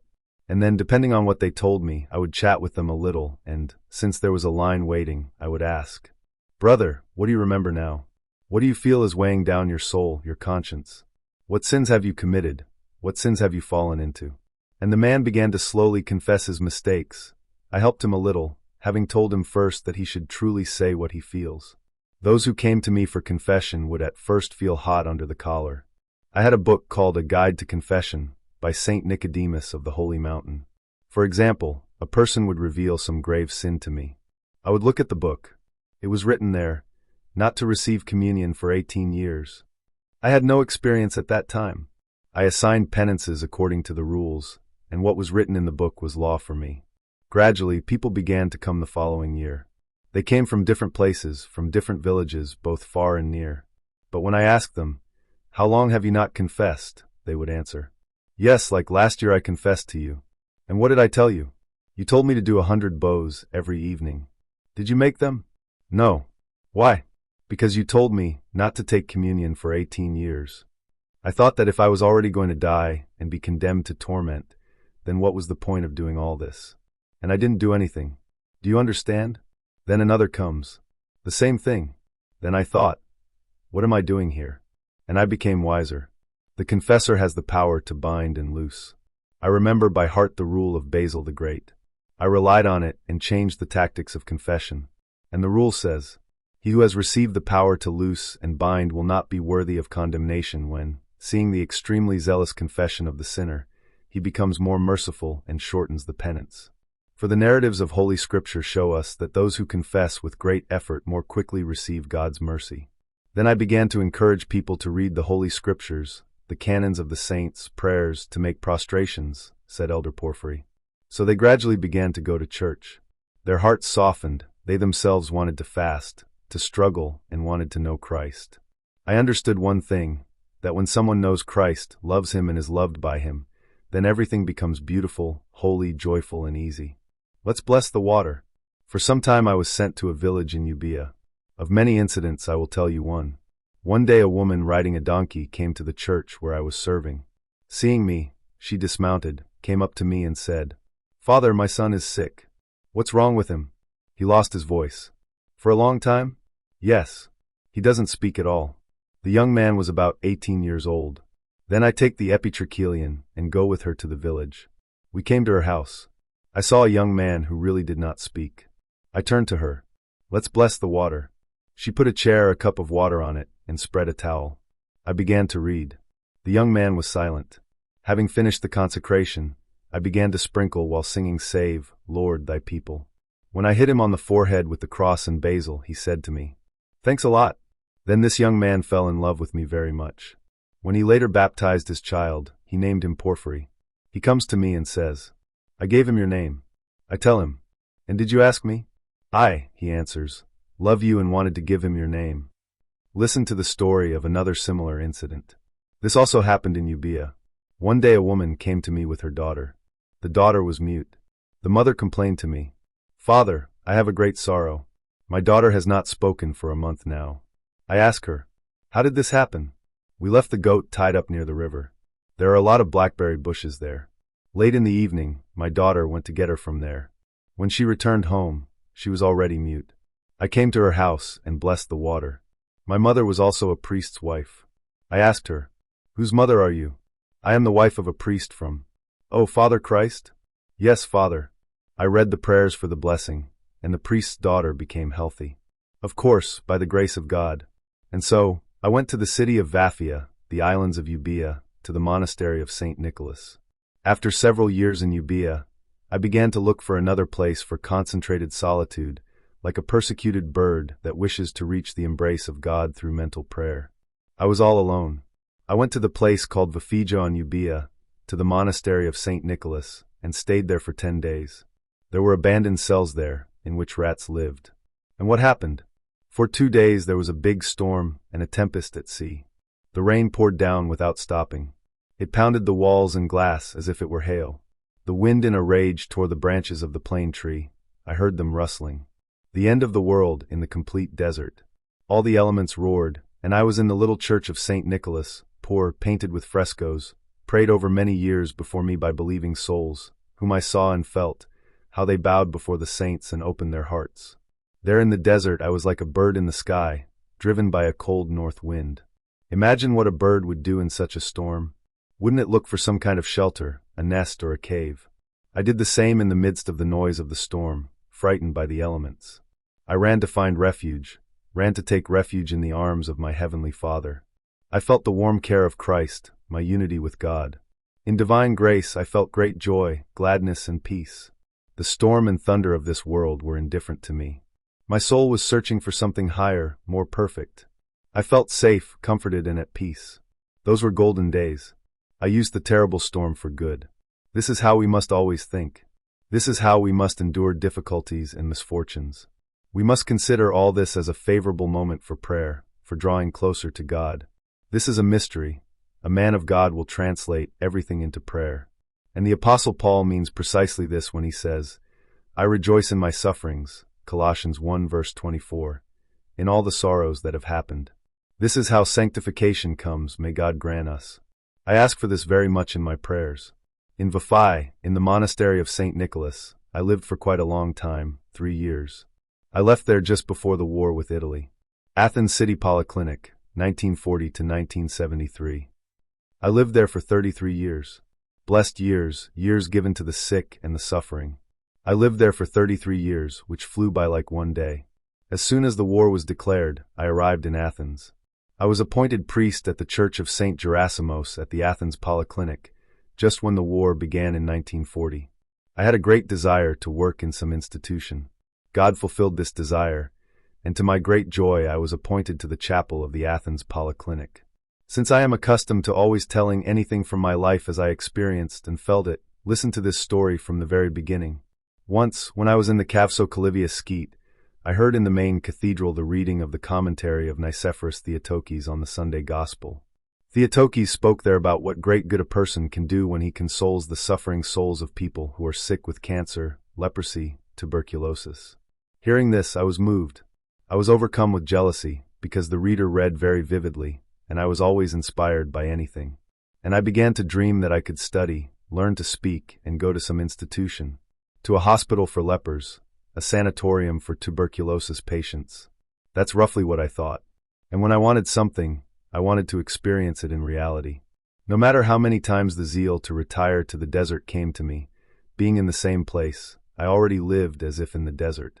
All this was vanity fuss, but I lived by it.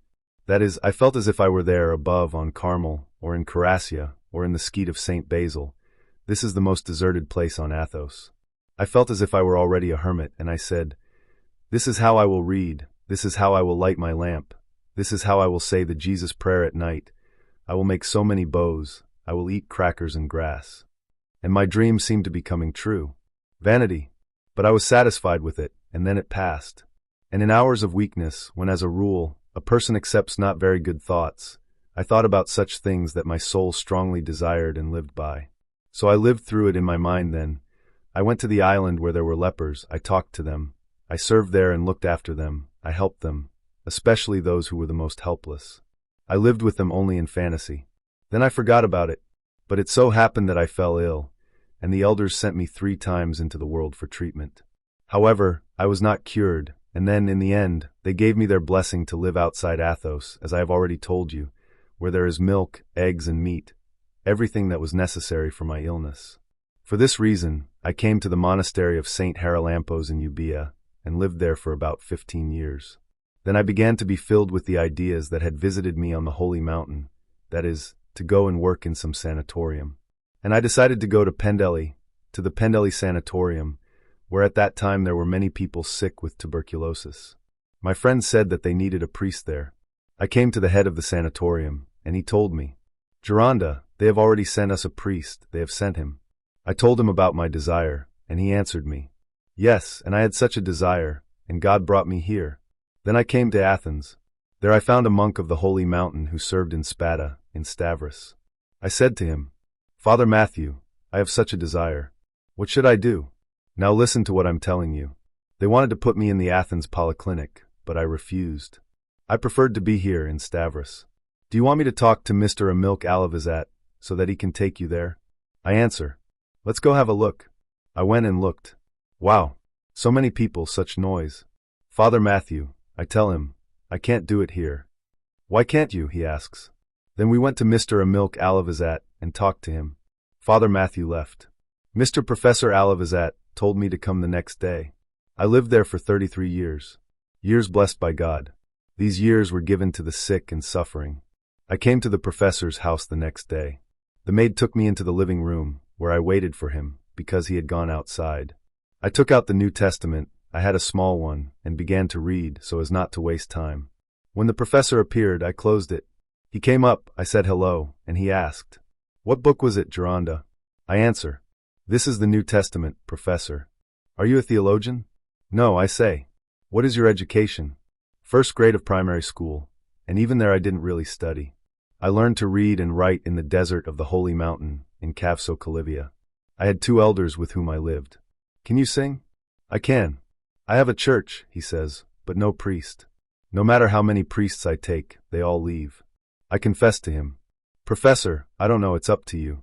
I have a desire to serve in some institution. I have had this desire since I lived in the desert. But when I had this desire, I had no intention of leaving the holy mountain. I say this sincerely. I did not think about leaving the holy mountain to work in some leper colony. I only liked the idea itself, which I heard about. I wanted to experience it, but I lived it only in my fantasies. But God has granted me, and now I can actually realize my dreams." Then the professor asks me, "To which ruler do you belong?" I answer, "To the ruler of the city of Kimi." The professor went into his office and called Metropolitan Kimi. And the bishop, as I later learned from Protosingle Spiridon, who worked in the metropolis and was there at the time the professor called, told Alavizat about me. So the clinic has found its priest. And Emilk tells me, "We need to serve the liturgy." I answer, "Professor, I cannot serve the liturgy because I am afraid. I cannot serve without permission from the archdiocese." He tells me, "It's my concern. Your job is to serve. We must have permission from the archdiocese." "No, you will serve without permission." He upset me, but in the end I decided to obey. I was appointed to serve, and I celebrated the divine liturgy every day at the clinic in the church of St. Gerasimos. "We take you, Father," he said finally. And so it happened. But what happened? A theologian, an archimandrite who had studied in London, wanted to serve in the church of St. Gerasimos, but Mr. Emilk made sure that I was appointed. Velatias, that was his last name, was angry. Earlier, he had had a conversation with the protosingle, Father Gervasios Paraskevopoulos, and Velatias was appointed there. But then they found out that I served there, and then Father Gervasios summoned me to the archdiocese. As soon as he saw me, he started shouting, "I'll send you into exile. What are you doing? Can't you read?" Don't you know that you must receive the blessing of the coming government? He scolded me very much. I went to Amilco and told him. Protosingle scolded me severely. He replies, "Come here." Amilc takes me and leads me up to the archbishop. At that time the archbishop was Chrysanthus of Trebizond. It was in 1940, when the Albanian War began. His beatitude asks me, "What is your education?" "Your Grace, I have no education," I answer. "I learned to read in the desert." "Up to what grade did you study at school?" "Until the first grade of elementary school." He looked at the professor. "Yes. Mr. Professor, ammonia is nearby, what should we do? I hope people don't misunderstand us." "I want it to be him," insists Amilc. "How?" The bishop asks me. "My Geronda, can you sing?" "I can in practice." "Listen, my dear," he says to me, "we want to put an educated cleric there who would preach, because that is the center of corruption, and there must be someone there who will teach people. But the professor wants you there. I could say that you are uneducated, but your appearance, your words reach the hearts of people better than the sermon of some theologian who uses oratorical techniques. At least maintain this good level." I answer, "Your Grace, through your prayers." On this we parted. I bowed to him and left. The professor remained with his beatitude. The next day we had the liturgy. I got into trouble again because I performed the requiem without written permission. It's a long story. When Father Gervasius learned about it, he got angry, but I took it calmly. It didn't bother me. Another difficulty turned out to be insurmountable, which I will tell you about later. I loved Saint Gerasim very much, and I loved the sick. Indeed, I did not leave anyone behind, I visited everyone. After the Divine Liturgy, I went around all the wards. When I did not have the Divine Liturgy in the morning, I confessed those who were waiting for me. Then I went to the sick. I lived there for 33 years, which flew by like one day. Life was blessed. I was so unknown and unnoticed at the clinic that when at lunchtime, despite being very tired, I stayed there and did not go home. Since there was still a lot of work until the evening, no one attached any importance to it. I hid in a small room, pushed chairs together, and lay face down to keep warm, and slept for a short time. No one noticed me. I made no acquaintances, so I was neglected. I was uneducated, unremarkable, and poor. Other people ran the church. I knew nothing. And despite this, I lived there for 33 years. Blessed years, years given to the sick and suffering. People began to say that I was a good spiritual father, and many people began to come to confession. Many wounded souls came to shed tears there, to Saint Gerasim. With what faith they confessed? As I have already told you, I have been confessing for more than 50 years. I allowed the confessor to say whatever he wanted for hours, and in the end I said something myself. When he told a lot, and not only about himself, I looked at what kind of soul he was. From his entire behavior I concluded about his condition, and in the end I advised him something to help him. And what he said not about himself was also connected with him, with his personality, with his soul. Everyone loved me because I did not lecture them, but they freely told me everything they wanted to say. And if a person came who had nothing to do with religion and told me about some serious offense, I did not focus on it. When you make a person feel his sin more deeply, he begins to resist, so that he cannot part with this sin later. At the end of confession, I said something that was related to his serious offense, which he forced himself to say. This is how I acted. On the one hand, I did not show indifference, on the other, I did not focus on it. It all depended on the situation. Sometimes I had to not pay attention to it. And at the end I said, "My child, everything you told me, the Lord has forgiven. From now on, be attentive and pray that the Lord will strengthen you, and after so many days, go and receive communion." And he didn't focus on anything specific. This was very valuable, because it's not only the person himself who is responsible for his mistake. Before such greatness, I, feeling unworthy, fell to my knees. I remember many cases from my life in the monastery of St. Haralampos, recalled Elder Porphyrios. I will tell you one wonderful case. I have already said that I like the forest very much.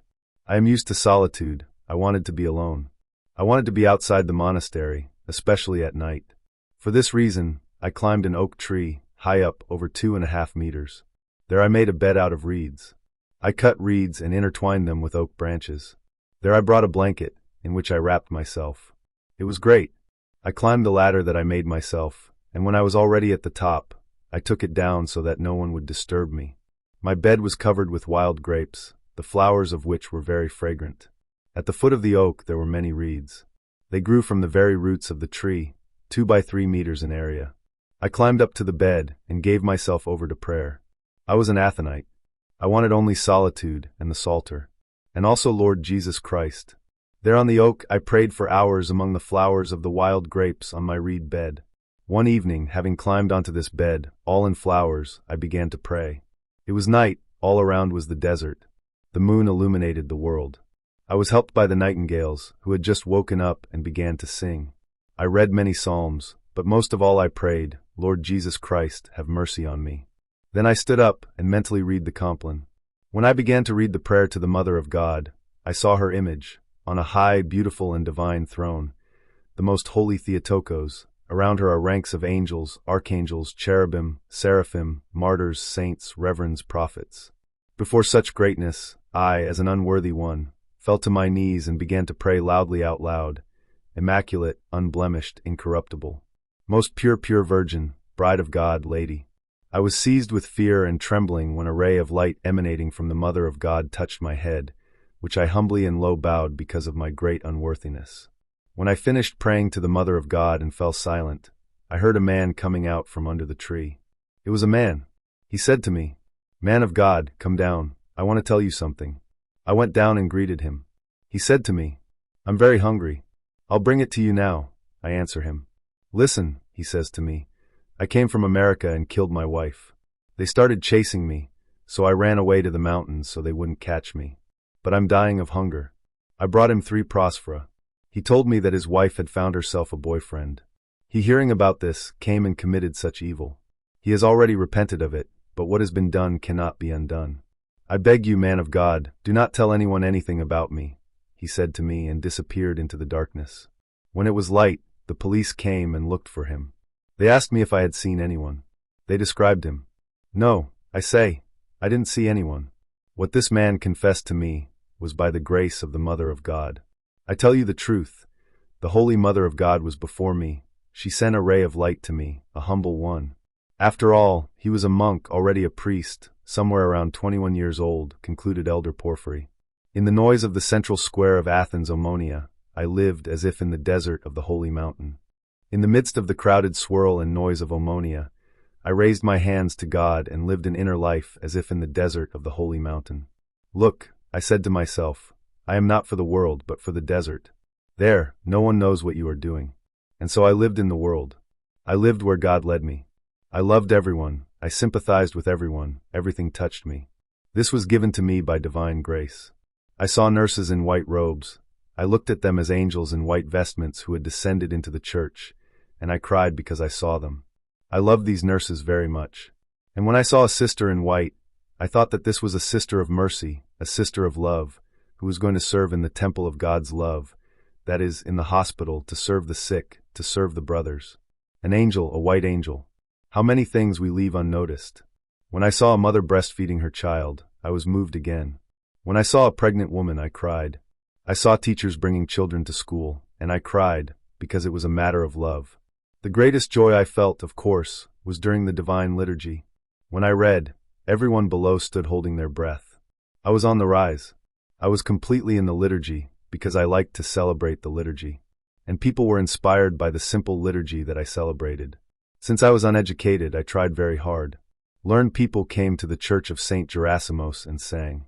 Many of them were university professors, such as the Alavizidi brothers, the religious scholar Leonid Philippidis, and others. There, opposite the polyclinic, was the Athens School of Music. Teachers from there also came to the services with their families. The choir in the church was from the Imperial Theater. But it was difficult for me to sing in tune and the like. So I decided to go to the music school. The hours that were left to me for rest I spent walking and studying music with persistence, studying zealously for hours. I did this to make life easier for the Psalters. I did not want to upset the church choir. And the choir, as I have already told you, was official. I wanted to keep the tone well, so as not to tire them and not to upset them. I was forced to go to music school to learn music. But listen to one of my crazy actions. I wanted to learn to play the harmonium as well. I had plans for the future. If I built a monastery, then when we were there and would give various sermons or talk about some beautiful topics, we would take the harmonium and use it for singing. But there was no harmonium at the music school, and they sat me at the piano. Then I learned to play the piano, but I loved the harmonium more. How God arranged everything. And what can I tell you? They loved me at the music school and gave me a teacher who was a holy person. Once, when I was serving the liturgy, I took a wonderful large prosphora that they brought me. And what could be the best gift then, when we were under occupation and starving? I brought it to her and said with a smile, "They brought me a beautiful prosphora." "No, no," she answers. I can't, I won't eat it." "I beg you," I insist. "No," he says, "you can't do that." And I was embarrassed. She gave me a piano lesson, and at the end I confessed to her that I was upset. Then she, poor thing, took the prosphora. But I didn't want to upset her with my studies either. What was I thinking about? In the evening, after my humble prayer, before going to bed, I would place my hands as if I were sitting at the piano and repeat the lesson. Do si la sol sol sol mi. I did it mentally, and so I prepared my lessons. Why did I do it? So as not to upset my teacher. I learned this on the holy mountain. That is, I cannot upset another, because I learned obedience from a young age. That is, I have made mistakes in my life. That is, when I see that someone is upset, forces me, and asks me to do or say something, I pity him and do it, even if I do not want to. I saw death, which mowed down people daily. I shared with the sick prosphora, and everything that was brought to me. Their spiritual pain pushed me to compassion. With the gift of clairvoyance, I saw the depths of their souls. I prayed for those who came to me, and told me about their physical illness. This prompted me to study. Seeing a sick member of the body, I wanted to know its scientific name and the role that all the organs of the body play, the liver, pancreas, and other members. So I bought books on medicine, anatomy, physiology, and the like, to study it and be informed. For a while, for a better education, I attended classroom classes at the medical faculty. I had such curiosity about everything. I wanted to know everything in all its depth and breadth. If I went to some factory, I wanted to know in all details how it worked. If I visited a museum, I was interested in sculpture for hours. I will tell you one story. During the first period of my appointment there, I was destined to experience a temptation, which at that time seemed to me very great. But I have not yet told you that during the first period of my appointment there I was destined to experience a great temptation. But God helped me. On the first Sunday, I went to serve the liturgy with great joy. My desire to work in the institution was coming true. God sent me this gift. But what happened? When I went to the beginning of the service in the church of St. Gerasimos, I heard the sound of a gramophone with love songs. I love you, and so on. I continue the service. Everything is the same. I begin to read prayers, serve the divine liturgy, and outside songs. The church is full of people. I go out through the royal doors and say, "Peace to all." But the liturgy is all upside down. When I finished in despondency, consumed the holy mysteries, took my vestments, folded them, and immediately left the church. Opposite the church there was a store that sold gramophones and records for them. I politely approached the owner of the store, Mr. Kurita, that was his name, and asked him, if possible, to turn off the gramophone at least during the divine liturgy. He answers me, "I want to earn my bread too. What you ask for is impossible. I have children, I have to pay rent. I ask you," I tell him, "I'm worried because what's happening is a sin." "Father, mind your own business." He snapped. What was I to do? I thought about leaving the church and finding another one. But I was bound by obligations, and I was appointed to this position at a time when I did not meet the basic requirements. That is, I did not have a primary school diploma, not even a report card for at least one grade. What would I say to his beatitude, who condescended to me and put me there out of love? What would I say to Mr. Aloizat, who did everything to get me appointed there? I was very upset. I sat in the altar and thought about what to do. I said that I had to leave, that I couldn't stay any longer. How would I live here? How would I serve? And especially, how would a person who came from the desert, from complete silence, live? How could he live in this satanic noise? Buses from Nicaea, from Peristeri, from Piraeus were rushing along the street. Their route passed right outside the church door. I constantly heard the honks of cars passing by. And I decided to leave, but I didn't know how to say it. Sad, I returned home and didn't know what to do. I was then living with Lycabettus on Doxapatry Street. I returned home and thought. I didn't even want to eat. I was worried. What to do? I was glad that I had been sent to serve in the hospital, where I could see the sick, care for them, talk to them, hear their confessions, and give them communion. What to do now? Only God could deliver me from such a difficult situation. And in such a great difficulty in which I found myself, I thought to myself, what will God say? I asked, my God, I don't want you to talk to me. I don't want you to show me a sign. In your love, show me something simple, by which I can understand whether I should leave or stay. Very simple. I'm not asking for a miracle. I'm ashamed.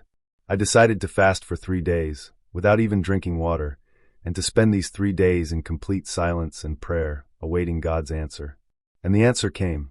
When I was in the church of St. Gerasimos, different people came to light candles. At some point, a woman with a child came in. The child was probably a first grader at the gymnasium. He had school textbooks in his hands. One of them was on physics. I asked him for the textbook to look at, just out of curiosity. This was my custom. I was leafing through the book and opened to one page where the following physical experiment was shown. A small stone is thrown into the calm water of a lake. The water loses its calm and becomes covered with ripples over a small area. If a larger stone is then thrown, the ripples will be larger and over a larger area. The new waves will drown out the old ones. At that moment, the answer to my dilemma came to me. It was enlightenment from God. I thought the following: the small ripples of songs outside the church walls can be absorbed by the large waves of fervent prayers that are said in the church. At that very moment, the thought clearly sounded in my mind. If you serve the liturgy in the church and your mind is in God, then who can hinder you? I prepared to do so. During the service of the liturgy, I gave myself over to the love of Christ. With great zeal and great spiritual tension, I performed the drama of the divine liturgy, the terrible drama of Golgotha. My joy was immeasurable. I believed that God had solved my problem. Indeed, on Sunday morning I came to church filled with hope. I exclaimed, "Blessed is our God." My mind was focused on one service and nothing more. I felt myself in heaven, and below and next to me were the praying, verbal sheep of God. In divine grace I felt all of us. Outside the gramophone was blaring madly. I heard nothing. For the first time I experienced such a divine liturgy. It was the most beautiful liturgy in my entire life. And since then all divine liturgies have been like that. Then I wanted to comprehend everything in its entirety and to the very depths. I experienced a lot during the years I was in the Athens polyclinic. Greece, especially Athens, endured the trials of war, occupation, hunger and death, which mowed down people daily. I shared with the sick Prospera and everything that was brought to me. Their spiritual pain pushed me to compassion. With the gift of clairvoyance, I saw into the depths of their souls. I prayed for those who came to me and told me about their physical illness. This prompted me to study. Seeing a sick member of the body, I wanted to know its scientific name and the role that all the organs of the body play: the liver, the pancreas, and other members. So I bought books on medicine, anatomy, physiology, and the like to study it and be informed. For a while, I attended classes at the medical school to get a better education. I had such a curiosity about everything. I wanted to know everything in all its depth and breadth. If I went to a factory, I wanted to know in all its details how it worked. If I visited a museum, I spent hours intrigued by the sculpture. I will tell you one story. One Sunday lunchtime, I was passing by the archaeological museum. I had some time and thought about going in. I walked through the halls looking at the statues. In one of the halls there was a group with a guide. There was complete silence. I went closer, but when the guide saw me, she whispered to the group. A priest came up. I can't stand priests. But this one, it seems to me, is not like the others. I came even closer and said, "Good afternoon." "Good afternoon," the tour guide replied. "Can I listen to what you are talking about?" "Certainly." We walked from one sculpture to another, and then we stood in front of the statue of Zeus. He sat on his throne and threw lightning at people.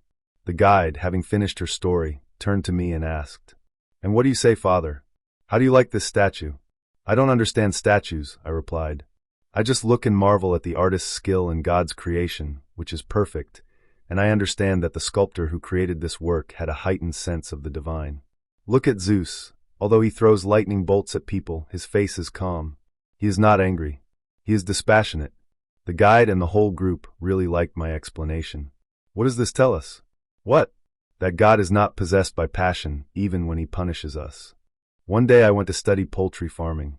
I was inquisitive about everything, as I already told you. Once I went to study poultry farming. I tell you the truth. Then I went to a professor who taught beekeeping. Moreover, he was from the island of Corfu. There were completely different people in the class: boys, girls, young people, and old people. After finishing the lesson, the teacher came up to me and said, "Geronda, do you know what I realized? That you will achieve great success in beekeeping." I ask, "Why did you decide so?" "From the way you look and the attention you pay to me, I can tell you're a good beekeeper. You'll succeed. You'll find a common language with the bees, talk to them, and they'll talk to you too." I answer him, "Yes, that's true. I will talk to the bees, go to the apiary, listen to them, understand them and frolic with them. Then I will lose both the cassock and the camelovka." I was eager to continue my ascetic feat anywhere, even while I was in the center of Athens. But my main work, since I became a spiritual father, was confession. I confessed for endless hours, days and nights, whole days. I confessed either in the monastery of St. Charalambos on Euboea, or in the church of St. Gerasimos, or in the monastery of St. Nicholas, or in Kaligia, or here in the monastery. Even when I was sick, and there were many illnesses, and they were long-lasting, chronic, I received with the love of Christ those souls that God sent me. I was eager to continue my ascetic feat anywhere, even when I was in the center of Athens. So, I found nothing better than to hide in the hills of Turcovunia.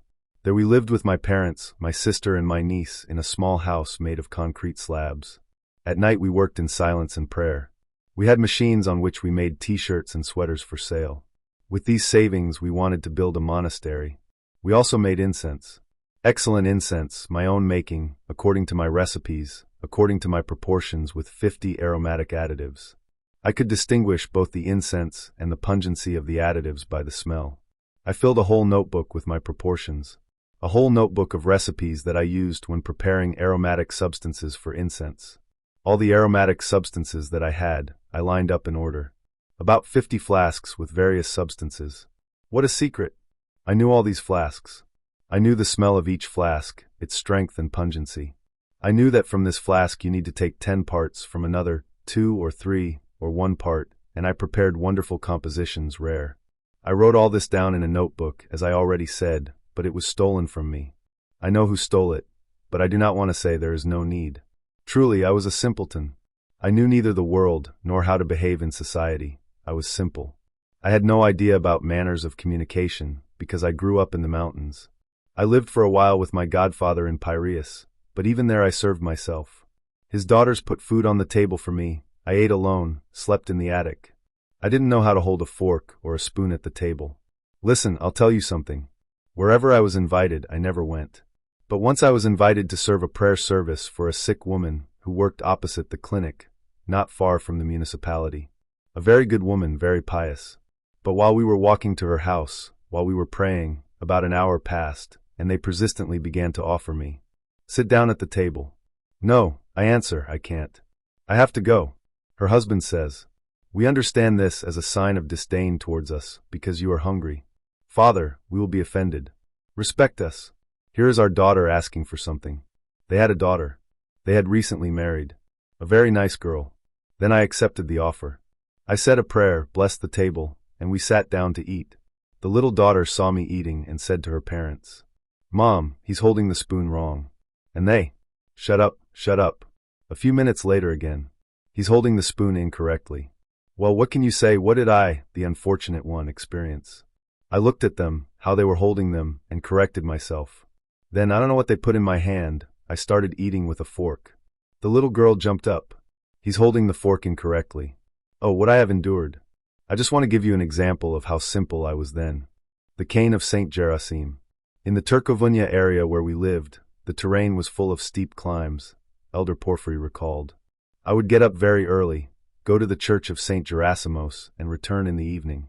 The road near our house was very difficult, very steep. One morning I fell and broke my leg. It was Sunday morning. It was not yet really light, and there was silence all around. Some people heard my groaning, went and immediately called an ambulance. The ambulance arrived and took me to the hospital. I broke my left shin. All the bones crumbled. The pain was unbearable. When we arrived at the clinic, they moved me from the car to the bed. The doctors decided to put a cast on my leg, and the people were waiting for me to begin the liturgy. They had to disperse. After 15 days of being in bed, while praying, my gaze accidentally fell on my leg. By the grace of God, I saw that the cast had been put on crookedly. Then I began to ask the doctors to remove the cast. But the professor, having learned about this, said jokingly, "Father, instead of looking after his temple, where he is a competent person, wants to correct us. Although we did our job well, and looked at the leg on the x-ray. What, does he want to torture us? No one paid any attention to it. I insisted that they look at my leg. They did not respond. When they brought me lunch, I did not eat it, saying that I wanted to be taken for an x-ray. I insisted on this because if the leg healed incorrectly, it would stay that way forever. The professor sent me a reply. Let him attend to his priestly duties. His leg is fine. Evening came. They brought me dinner. I again did not eat, insisting that they examine my leg. The next day the professor came and began to say in his heart, What does this all mean, Geronda? What does this all mean? Have you decided to torture us? After much wrangling, they took me for an x-ray. They looked and saw that the cast had indeed been put on crookedly, and the leg had already healed. The professor started laughing. Listen, Geronda, he says, you are too sinful. Now I understand it too. Now you will see what you will have to endure. We must break your leg and put the plaster back on. And they started hitting the plaster hard so that it would break. I didn't say anything, but only said my humble prayer. Oh, so you've also gone silent? He says to me, Now I'll absolve you of your sins. Finally, they pulled and removed the plaster. The pain was terrible. 2 doctors held my leg, and the professor began to hit my shin with his fist so hard that it would break. Well, Dad, I will forgive you all your sins, and for that my sins will be forgiven too. They broke my bone. It didn't heal completely. The pain was unbearable. I clenched my teeth. Finally, they broke it. They put me under the x-ray again, stretched my leg and set everything straight.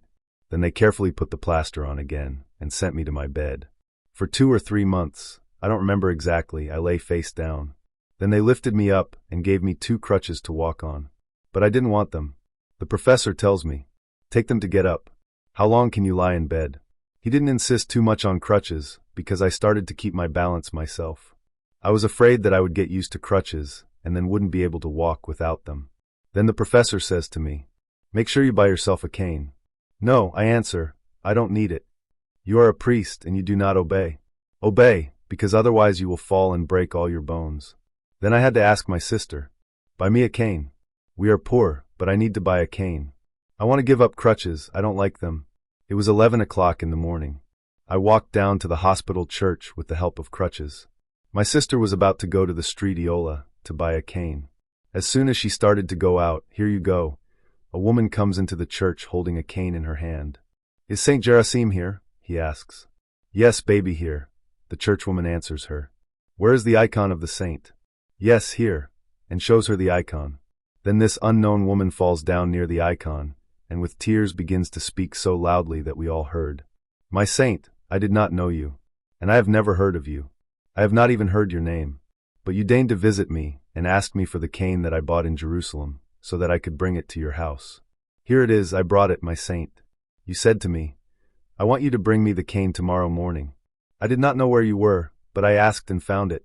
My sister, my church lady, and I were sitting in the Stasidya near the candle box. She came up to us and said, What was that? Why did the saint ask me for a cane? What did he want? And the churchwoman replies, Listen, why does the saint need a cane? He himself does not need it. But the saint also has his servant, and this servant is this priest whom you see here. He broke his leg and has been suffering severely for several months. But today he got up, and the doctors told him to take a cane. And now his sister was ready to go to the street of Iola for a cane. So take the cane from the saint, and take it to his servant. The woman, moved by the emotion, brought the cane and kissed my hand. Take it, she says, my father, and forgive me my sins. I bought it in Jerusalem. It is from the Holy Sepulchre. I came here from the Pramban area, at the end of Patisi Street. That's where I live. That's where I saw the saint in a dream. I thanked her, took the cane and immediately began to use it, throwing away the crutches.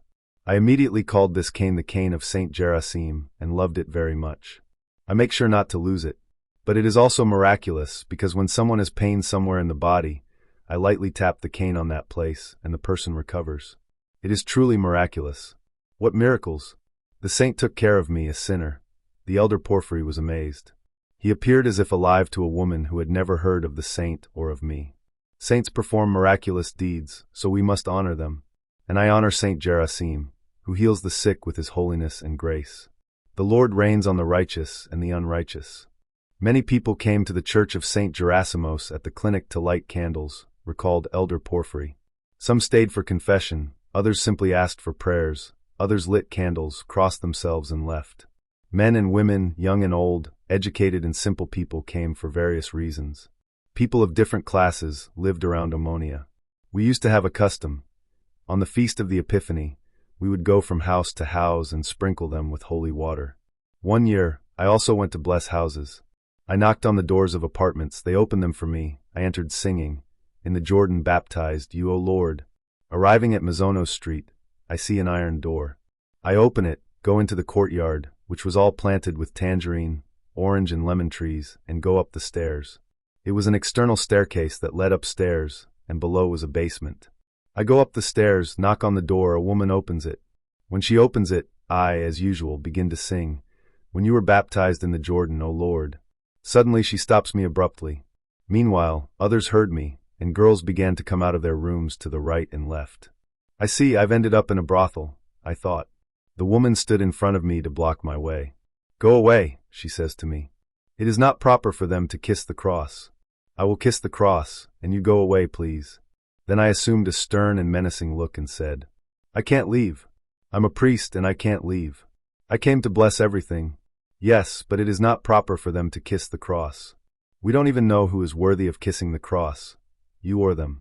Because if God asked me and asked him to tell me who is worthy of kissing the cross, the girls or you, then perhaps I would answer, 'The girls can kiss the cross, but you cannot. Their souls are better than your soul.'" Then she blushed a little.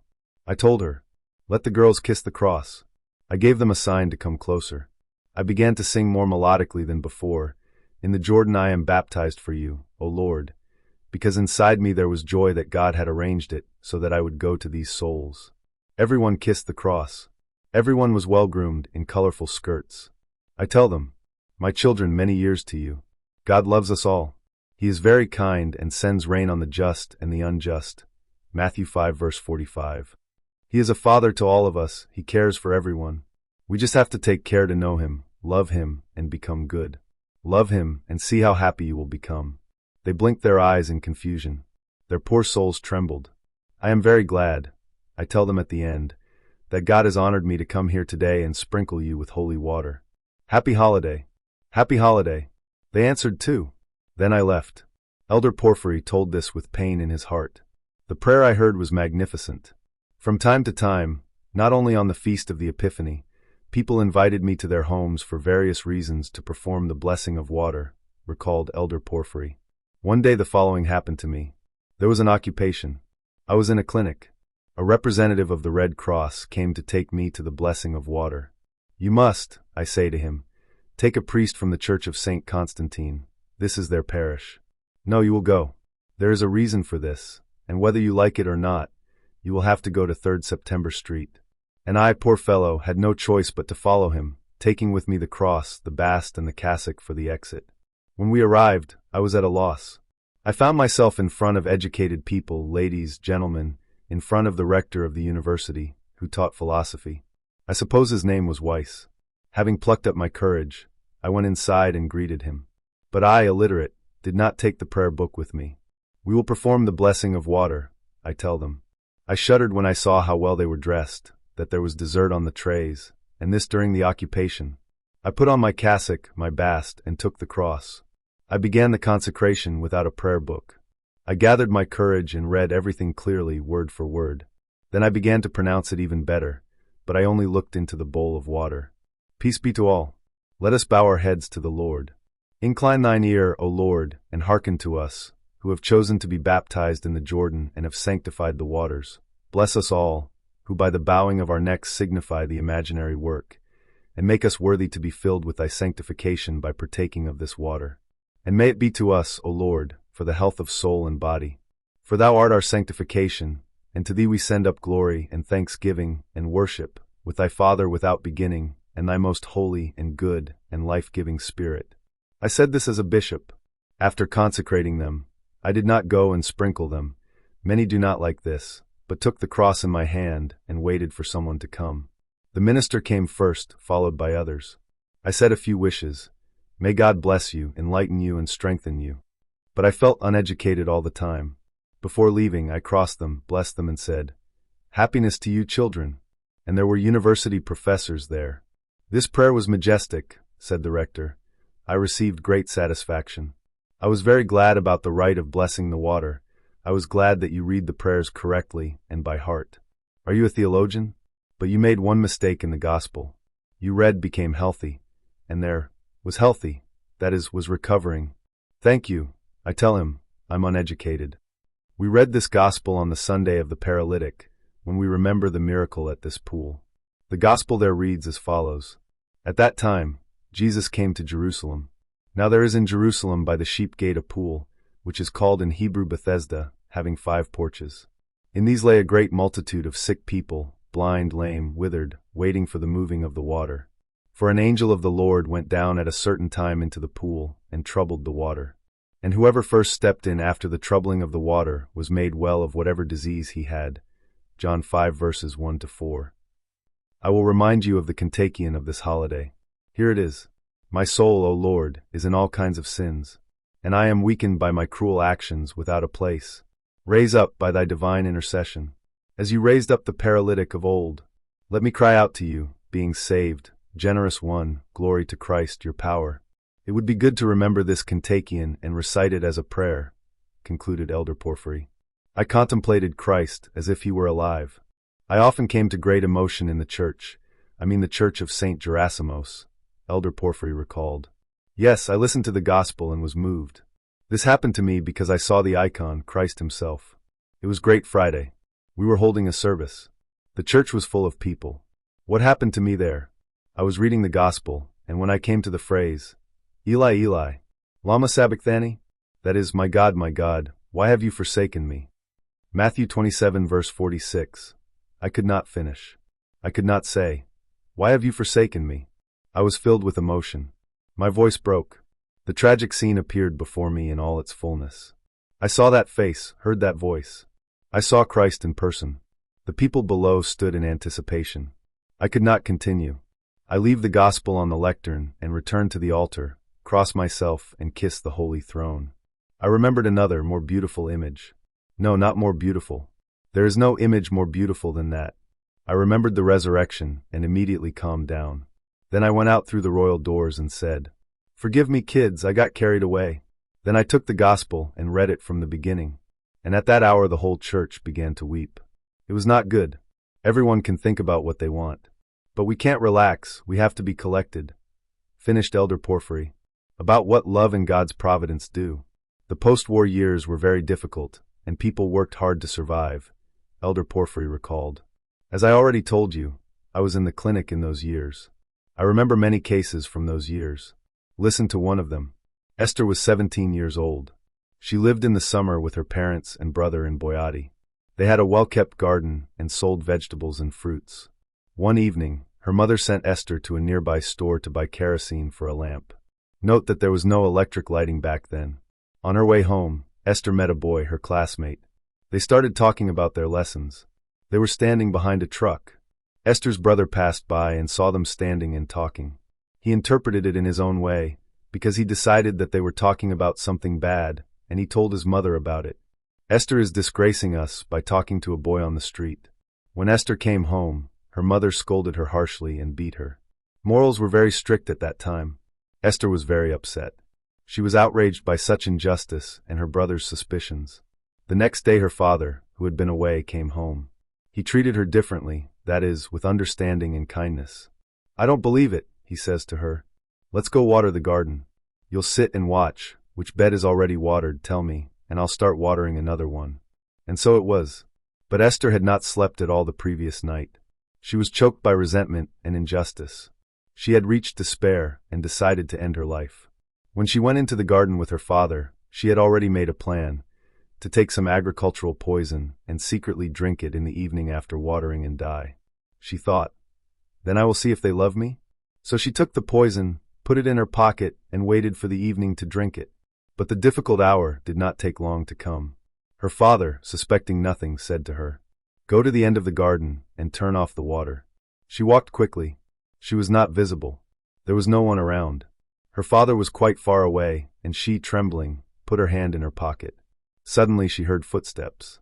Before she could move, she saw an unfamiliar priest appear in front of her. He greeted her and said, "My Esther, do you know how beautiful paradise is? Light, joy, happiness.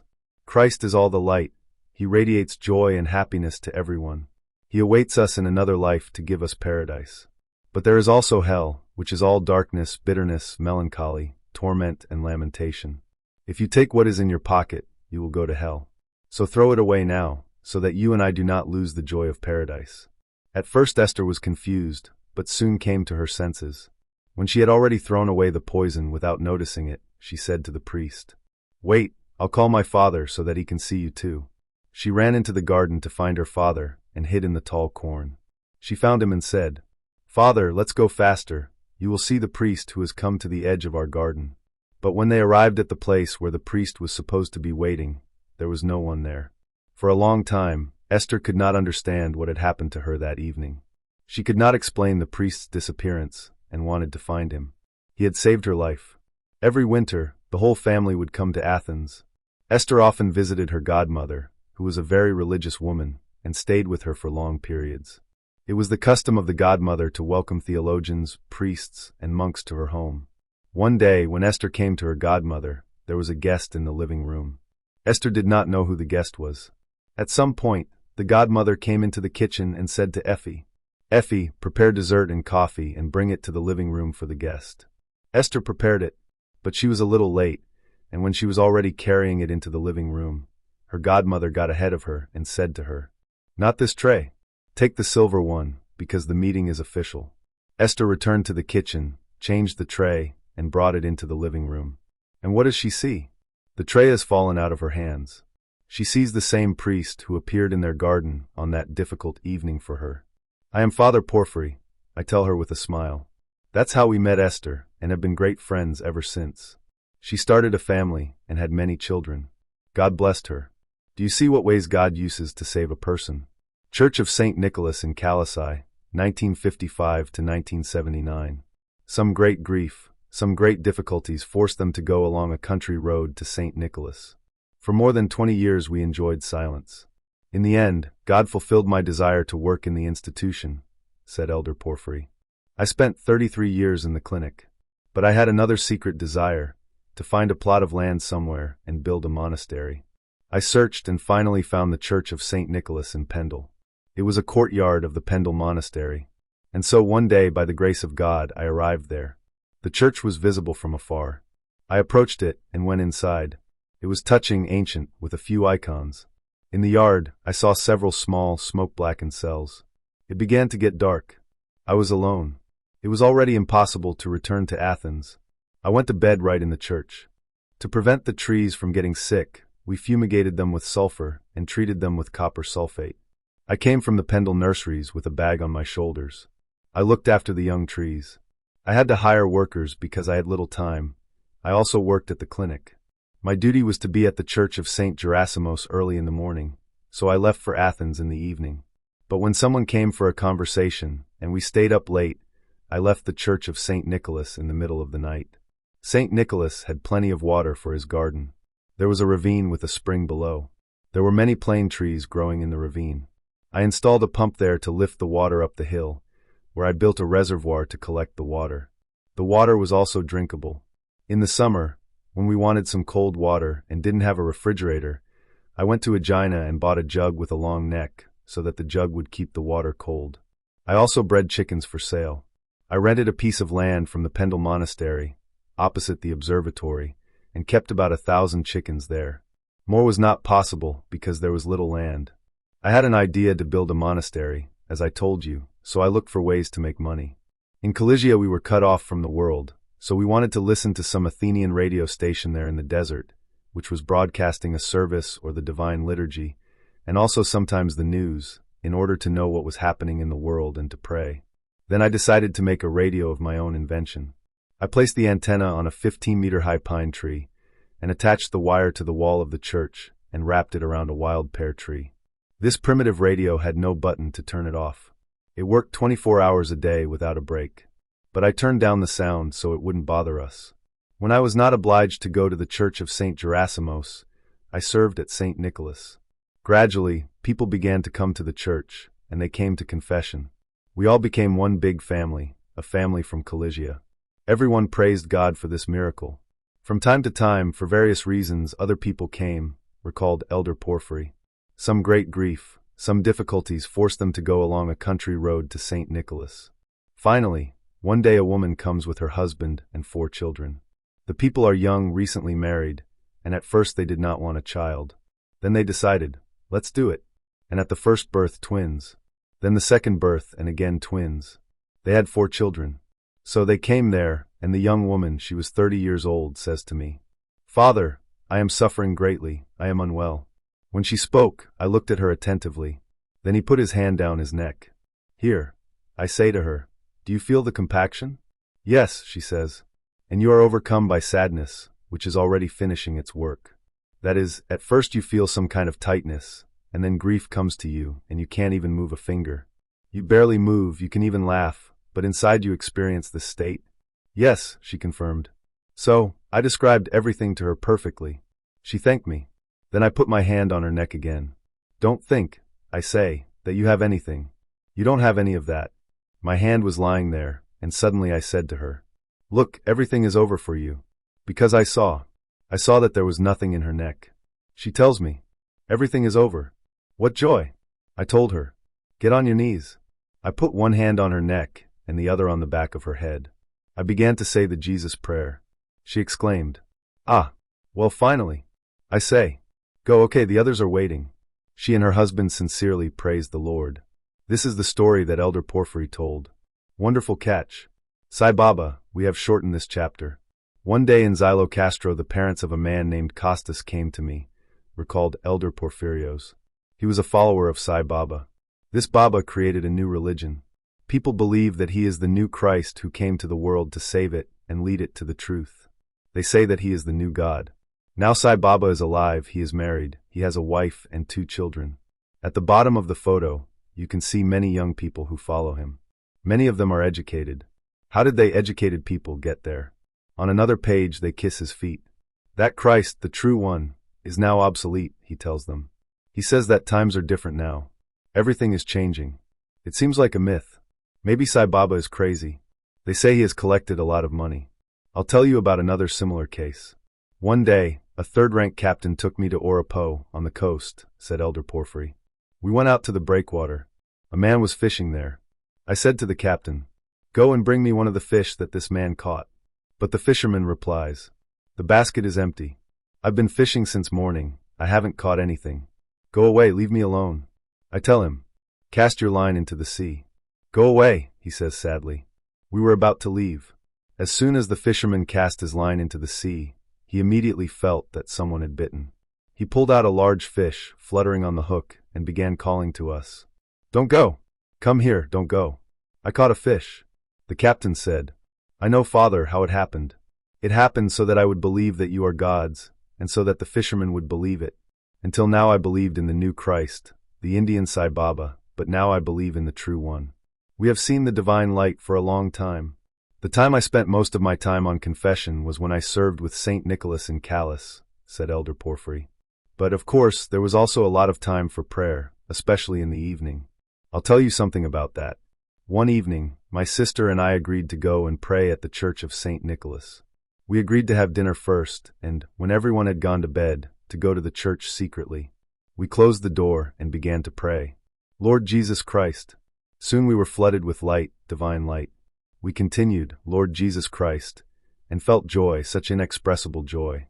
We saw the divine light for a long time, several hours, and then when it gradually left, we continued the prayer, Lord Jesus Christ, have mercy on me. Then we returned to the cell. Mother was not sleeping and was waiting for us. As soon as we opened the door, she said, "Where were you? Is that why you put me to bed? Do you think I didn't see you? I saw you from the window. I saw everything.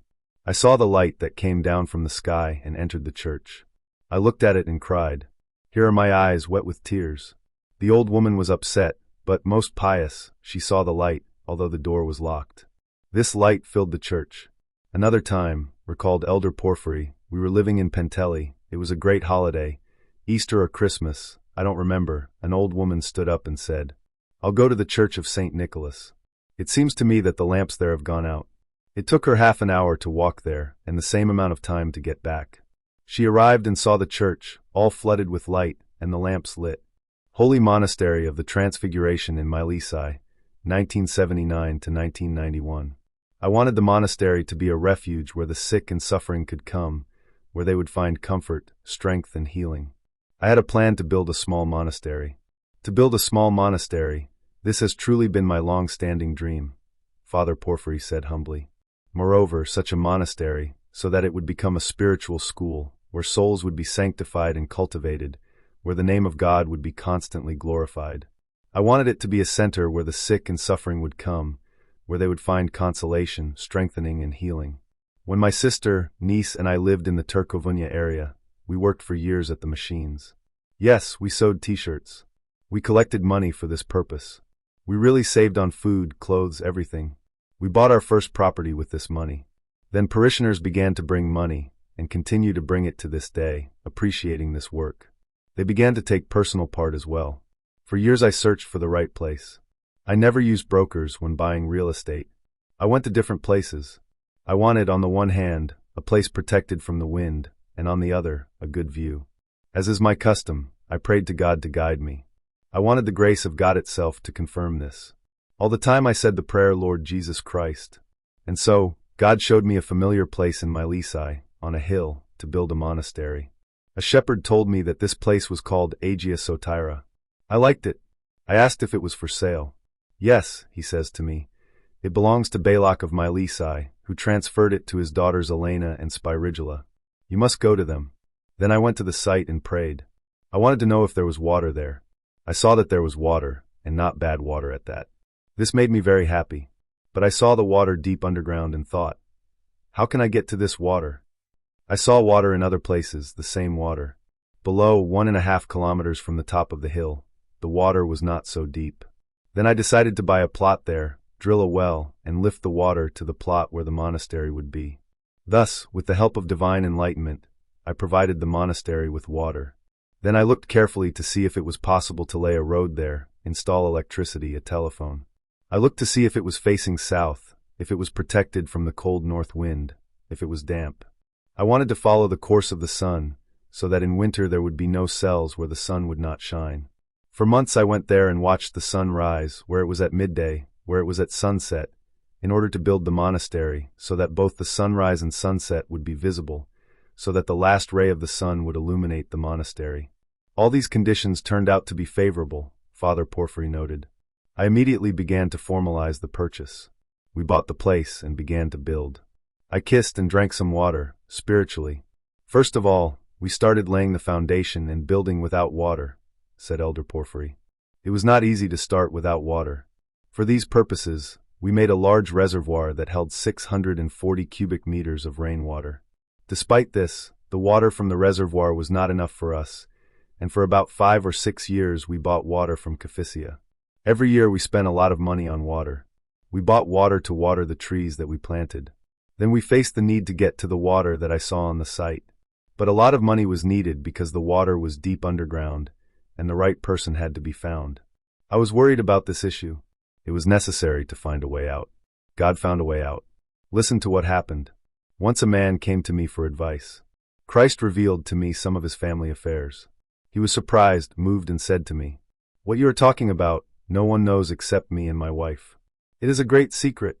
And in inspiration he says, "What should I bring you, Geronda?" "Nothing." "Do you have water in the monastery?" he asks. "No, there is no water." "Then I'll bring you water. I have a drilling rig." "How much will it cost?" I ask. "Not at all," he replies. "I'll take care of all the drilling costs, bring the pump and everything else." "Okay, fine." I tell him, "You promised this to Christ." And he left. A few days later he brings the rig. He drills to a depth of 38 meters, reaches solid rock and stops. I ask him, and he brings another rig, a better one, and drills to 80 meters. No water. More rock, and the drill goes no further. In despair he tells me, "Geronda, I can't find water. I'm leaving." "You shouldn't leave," I answer. "I have to leave," he repeats. Then, since I was already blind, I asked my sister, and she led me down, behind the place where they were drilling, about 25 meters away, among solid pine trees, so that I would not be seen. There I prayed, went and mentally found a stream of water. Mentally I measured how deep the water flowed. Once, when I was younger, I also found water for people who were looking for it. And not only did I find it, but I also mentally tasted it, whether it tasted good, salty, or sweet, or brackish. I took a meter and measured down mentally, of course. I started measuring. 1, 2, 3. The water was very deep, so I took a stick and imagined that it was 10 meters long, and I started measuring with it, again mentally. 10, 20, 30, 40, 50, 100. I felt great joy. I found water, although it was very deep. I felt an indescribable joy. I immediately decided to try it, to see if it was good. I leaned over and mentally drank some water. The water was very good. Joyful and inspired, I returned to the cell. Then I called Nicol Amidas, that was the name of the one whose drilling rig it was, and I said to him, "You will drill very deep." He replies, "There will be a rock there, Father Porphyry, there will be no water there. I don't have that many pipes, I'm leaving." "You won't leave," I tell him, "go and look for the pipes. I won't let you leave." The next day he brought the pipes and began to drill deep where I showed him. And he found a spring full of water, good for digestion. He himself was happy. We were all happy. It was the Lord's blessing, holy water. We served a prayer service to the transfiguration of the Lord, to thank the Lord for the great miracle. It was the miracle of the transfiguration of the Lord. The church is a spiritual university. When I thought about building a women's monastery, many thoughts came to me, Elder Porphyry recalled. Very many. The most important thought was to gather several sisters nuns, so that they would all be near me, so that they would love me in Christ, and so that I would love them in Christ. I wanted everyone to be real nuns, so that we would have the spirit of monastic life, without jealousy, without all that women usually have, so that there would be love between them, and there would be order. I also wanted us to do handicrafts, some kind of art that would take 2 or 3 hours a day, in the morning. But I wanted to shift the center of gravity to the study of the liturgy, as they say, the university of the church. That is, to the hymns, canons, midnight services, inter hours. The Psalter, Octoechos, Menaion, Theodokarion, Lenten and Pentecostarian. I wanted us to read everything, if possible, everything that is written in the Typicon. And the Psalter would be read before dinner, to make it easier, so as not to read it at night and not tire the sisters. I consider the occupation with hymns, reading to be a great thing, very great, because in this way a person gradually becomes sanctified, without noticing it. He acquires both love and humility, everything, hearing the words of the saints, the words from the Menaion, the Octoechos, and similar books. We must do this constantly and with zeal, dedicating ourselves to this. This should be our daily delight in the church. And again, every day, an hour before the Mass, we will sit and read the Fathers. Elder Porphyry was inspired. Do you understand how wonderful it is? I am sure that if we monks kept love, God would perform many miracles. The monastery seemed to me like paradise. Services and confession would not stop around the clock, dreamed the Elder Porphyry. Confessors would replace each other, new ones would take over the duty and constantly provide assistance to the sick. This would be at any time of the day or night, so that there would be a telephone where sisters would be on duty day and night to console so many who have despaired in life because of various wounds. With their words they would lead them to the great Comforter Christ, so that their souls would be saved and filled with heavenly light, which would be given to them by divine grace. And I would like to confess people who come. When a sick person comes, especially after temptations, I would confess him. And then the sisters come and reverently sing a mole ben for him. That is, when he would be kneeling, I myself, sitting on a chair in an epitrachelion, would read prayers over him, and the sisters would reverently, with one mouth, sing a mole ben for him. I believe that for our love God would work many miracles. Many sick people would become healthy by the grace of God. For example, one sad father comes and says, "My child begins to feel dizzy and falls." You leave the child in the monastery for a while. All the sisters kneel, as one spirit, one soul, one heart with the elder, and the prayer of everyone changes the state, performs miracles. That is why I seek this so much and ardently desire it. This is what I want to do in the monastery. And here is what else I would like in the monastery. I would like to build a large and beautiful church, so that many people could come to confession, to communion, to come for prayer, to learn smart prayer. And I also have a dream that Athonite spiritual fathers, who are powerfully, strongly engaged in mystical theology in the desert, would come to the basement under the church and teach smart prayer. Let them come at least for one day. Of course, there are many who do not want to open up or appear anywhere. We can bring them for one day, and the next they would leave. What relief would be found by those souls who suffer from passions and other life's troubles? The monastery must receive souls with the fear of God and inspire them not with teachings and sermons, but with prayer, the fear of God, and its own example. This is a very subtle thing. For example, a person comes to the monastery. We receive him. But there is no need to have long conversations. Hospitality will be expressed in the church. We will take the guest to prayer, to vespers, to compline. We will read very clearly, without mistakes, sing modestly, order and silence will reign everywhere.